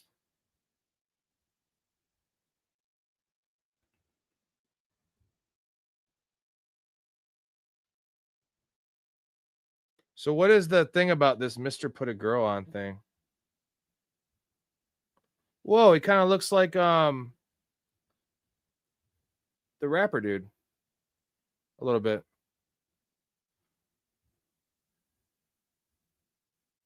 Yeah, Tank is good, man. Marcus, I do believe in Genty. I don't know, like, not to where you drafted him, but that's already a sunk cost. So, yeah, he's gonna be fine. They're gonna start feeding him. He's gonna have a coming out party one of these games. Mark says Darnold over Murray rest of the season. Hot take. Maybe. I mean, Murray's just so fucking pedestrian, man. And like, he doesn't run enough. He's not running around the goal line, which is weird. He used to have like 6-7 rushing touchdowns a year. He's not doing that anymore. So that's my concern there. And his passing, he's just bad. He calls out random places and just prank calls them. Okay. Yeah, I'm gonna fall asleep to that tonight. And an actual coach, Noah. Even though like Pete Carroll had a good run in Seattle for a while. But an offensive line. The offensive line's the biggest problem. So bad, dude. Oh, God. Davis Mills. Now, that's the ultimate tank quarterback right there. Davis Mills. I wouldn't give up yet. 0-3, that division, I don't know. Indy's good, dude, but they're not like a world. It's not like you have the Ravens in your division. So, I don't know. I don't know if the offensive line can be fixed is the problem, but I still love your defense. I still like Nico Collins. How do you feel about Hampton rest of the season if Najee's injured? Well, Hampton's an RB1 now. And I'm not a Hampton guy at all, but he's got to be, dude. I don't necessarily think he's a great talent. Like, Genty's a better player. I don't think he's an elite talent. I think he was overdrafted. But if he's going to get that kind of usage in a Harbaugh system with an amazing passing attack and an elite quarterback and a great defense, it just seems like it's a great recipe right there.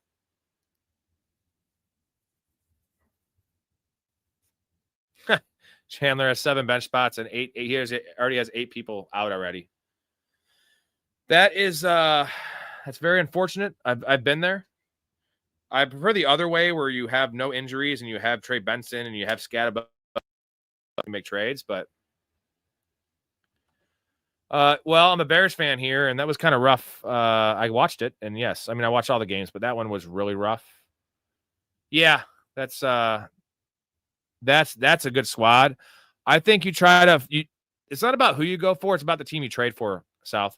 So you need to make sure you find the team that is running back needy and you can get the most in return, right?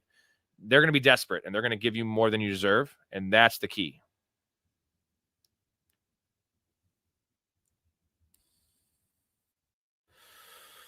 Odunze, I believe, is a wide receiver 4 around the year right now. So that's wild. I doubt CD plays next week. Story was more optimistic than I was because he says he's going to play, but I don't know, man. All right, I got to get off here in the next couple minutes after I finish this beer. There's 29 people in here. I hate to leave you guys. If I can get 5 more subs in the next 5 minutes, I will have this last beer and hang out with you guys. Otherwise, I'll be on tomorrow for sure, and then I'll answer your guys' questions if I can in the Discord as well. Yep, that's one I should have bet, Chandler. I chose Trevor Lawrence, and that was stupid. Baker hit as well, and I'm usually really good at those running back props, but yeah, bro. Like I said, I'll do 4 more minutes. We got 1 sub. If I get 4 more subs, I'll have this beer. Yeah, please do. You can send me pics of anything, man. We don't care. Discord's wacky, dude. There's some crazy shit in there. So yeah, we don't care. Dick pics, your wife's titties, whatever. I do want another beer, DB, but I fucking didn't go to bed till 4:45 and I woke up at 8. And I've been doing that too many times, dude. Like, and I always do that shit, but like I'm getting older. I'm 37 now. Like it's harder to do that. And I'm golfing tomorrow. It's my anniversary week, my 3-year anniversary week with my wife. And it's her birthday coming up. So like next week sometime. Mouse says subscribe and give him liquor poisoning. Is Tampa winning every game at the last drive? Yeah, Tampa has won every game, Logan, by like literally last drive. So can't go wrong at some wife tits. So depends on what you're using, Chandler. Go to the description of this video, and I have a link set up there. Apparently, some people, it doesn't work when you click it. You have to copy and paste it on your browser. But I think it should work. It works for me. It works for most people, but well, the over-under, Alex, is 53.5. And typically, any primetime game with Lamar Jackson is over. But if I had to bet the over-under, I'd probably bet the under. But that being said, it could still 48 points is still a pretty high-scoring game. And that would be under. So, yeah, high-scoring game. No, my stomach's never fucked, bro. I have an iron stomach, dude. I don't even really get hangovers. I'm just going to be tired. It's not so much about the beer. I can have the other beer. It's about the time. Oh, no problem, Mark. Like I said, man, I've been doing this show, not the live shit, like not 3 hours straight and some of these solo shows for 4 years. And I've been doing this shit for free and like just as a passion. So I'm finally kind of taking it to the next level here. So we'll see if it pays off. Even if it doesn't pay off, I'm not going to stop doing it because I've been doing it for 4 years and I learned a lot from it. Oh, sub these nuts. Beer is a wussy drink. I drink straight tequila because I'm a man. Well, I mean, I drink a lot and I drink for a long stretch of time. So if I drank straight tequila, like I wouldn't be able to last 14 hours, dude. Like that's just hard. And if I could last 14 hours drinking 2 bottles of tequila, I'd probably want to go to rehab. I can drink 20 beers, no problem. But like drinking, a whole like handle of fucking tequila, dude, is going to fucking fuck me up. I ain't no lightweight, dude. IDP League, do you think I could trade my Pickens for Genty and Travis Hunter for my trade my Pickens for Genty? I don't think so because Travis Hunter is still valuable in an IDP. I would try to. I mean, if you could, I would try to. I would trade Pickens for Genty, bro. Just do Pickens for Genty. Oh, well, he's probably not going to want to do that then. I'm just drinking Keystone Light. It's terrible. You can make fun of me. It's $8 for a 15-pack, bro. And like that's pretty cheap. I can just pound a bunch of them. I haven't really looked at the props, but I was a little intrigued by the Rashad Bateman's 36.5 because he has been playing a lot of snaps. Similar to my Darius Slayton bet tonight. He's still like an 80% snap player and he hasn't popped at all. So I kind of do like that one, but I haven't really looked yet. I will. I will tomorrow, and I can. Oh, okay, cool. I'll check it out right now, Mouth. Let's see.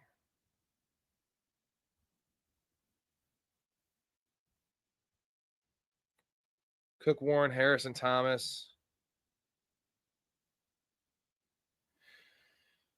That's yeah, I played it a full unit on that one. I had to try to recoup my losses today.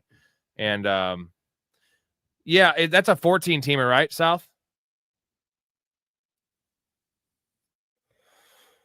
It's rough because it's all players that are struggling, but like I would stick with it because they're gonna hit. Travis Hunter's a little concerning. Yeah, you're fine. You're fine. It's in a 12 teamer. I'd be like, this is not good. 14 teamers. You it's crazy how those extra 2 teams make teams look so much worse. And like, look at all the, like, Harrison's been busting. Thomas has been busting. Chubb hasn't done much. Hunter's done nothing. But you got Trey Benson, dude. So you're fine. You're fine. Yeah, I've seen Joe Hoka, dude. He's good. He's good. That's the dude that does the walk and talk things, right? With a lot of his videos. Yeah, I think he can get you 12. You just need 150-yarder, bro. 150-yarder and then another 2 field goals. Or a 50-yarder, a 40-yarder, or some extra points. Yeah, Elite. I'm going Benson over Brees, man. That's crazy to say, but I would go Benson over Brees. All right, but I got to get out of here, boys. I'm approaching 3 hours again. I always end up doing this. I had a great time, though, of course. And should I trade Brees, BTJ, and Ibuka for Gibbs and Pickens? So it'd be Pickens and Ibuka are close. Brees and BTJ for Gibbs. I don't know, man. That's a toss-up. That's so tough. Like, I like getting the best player in the deal in Gibbs.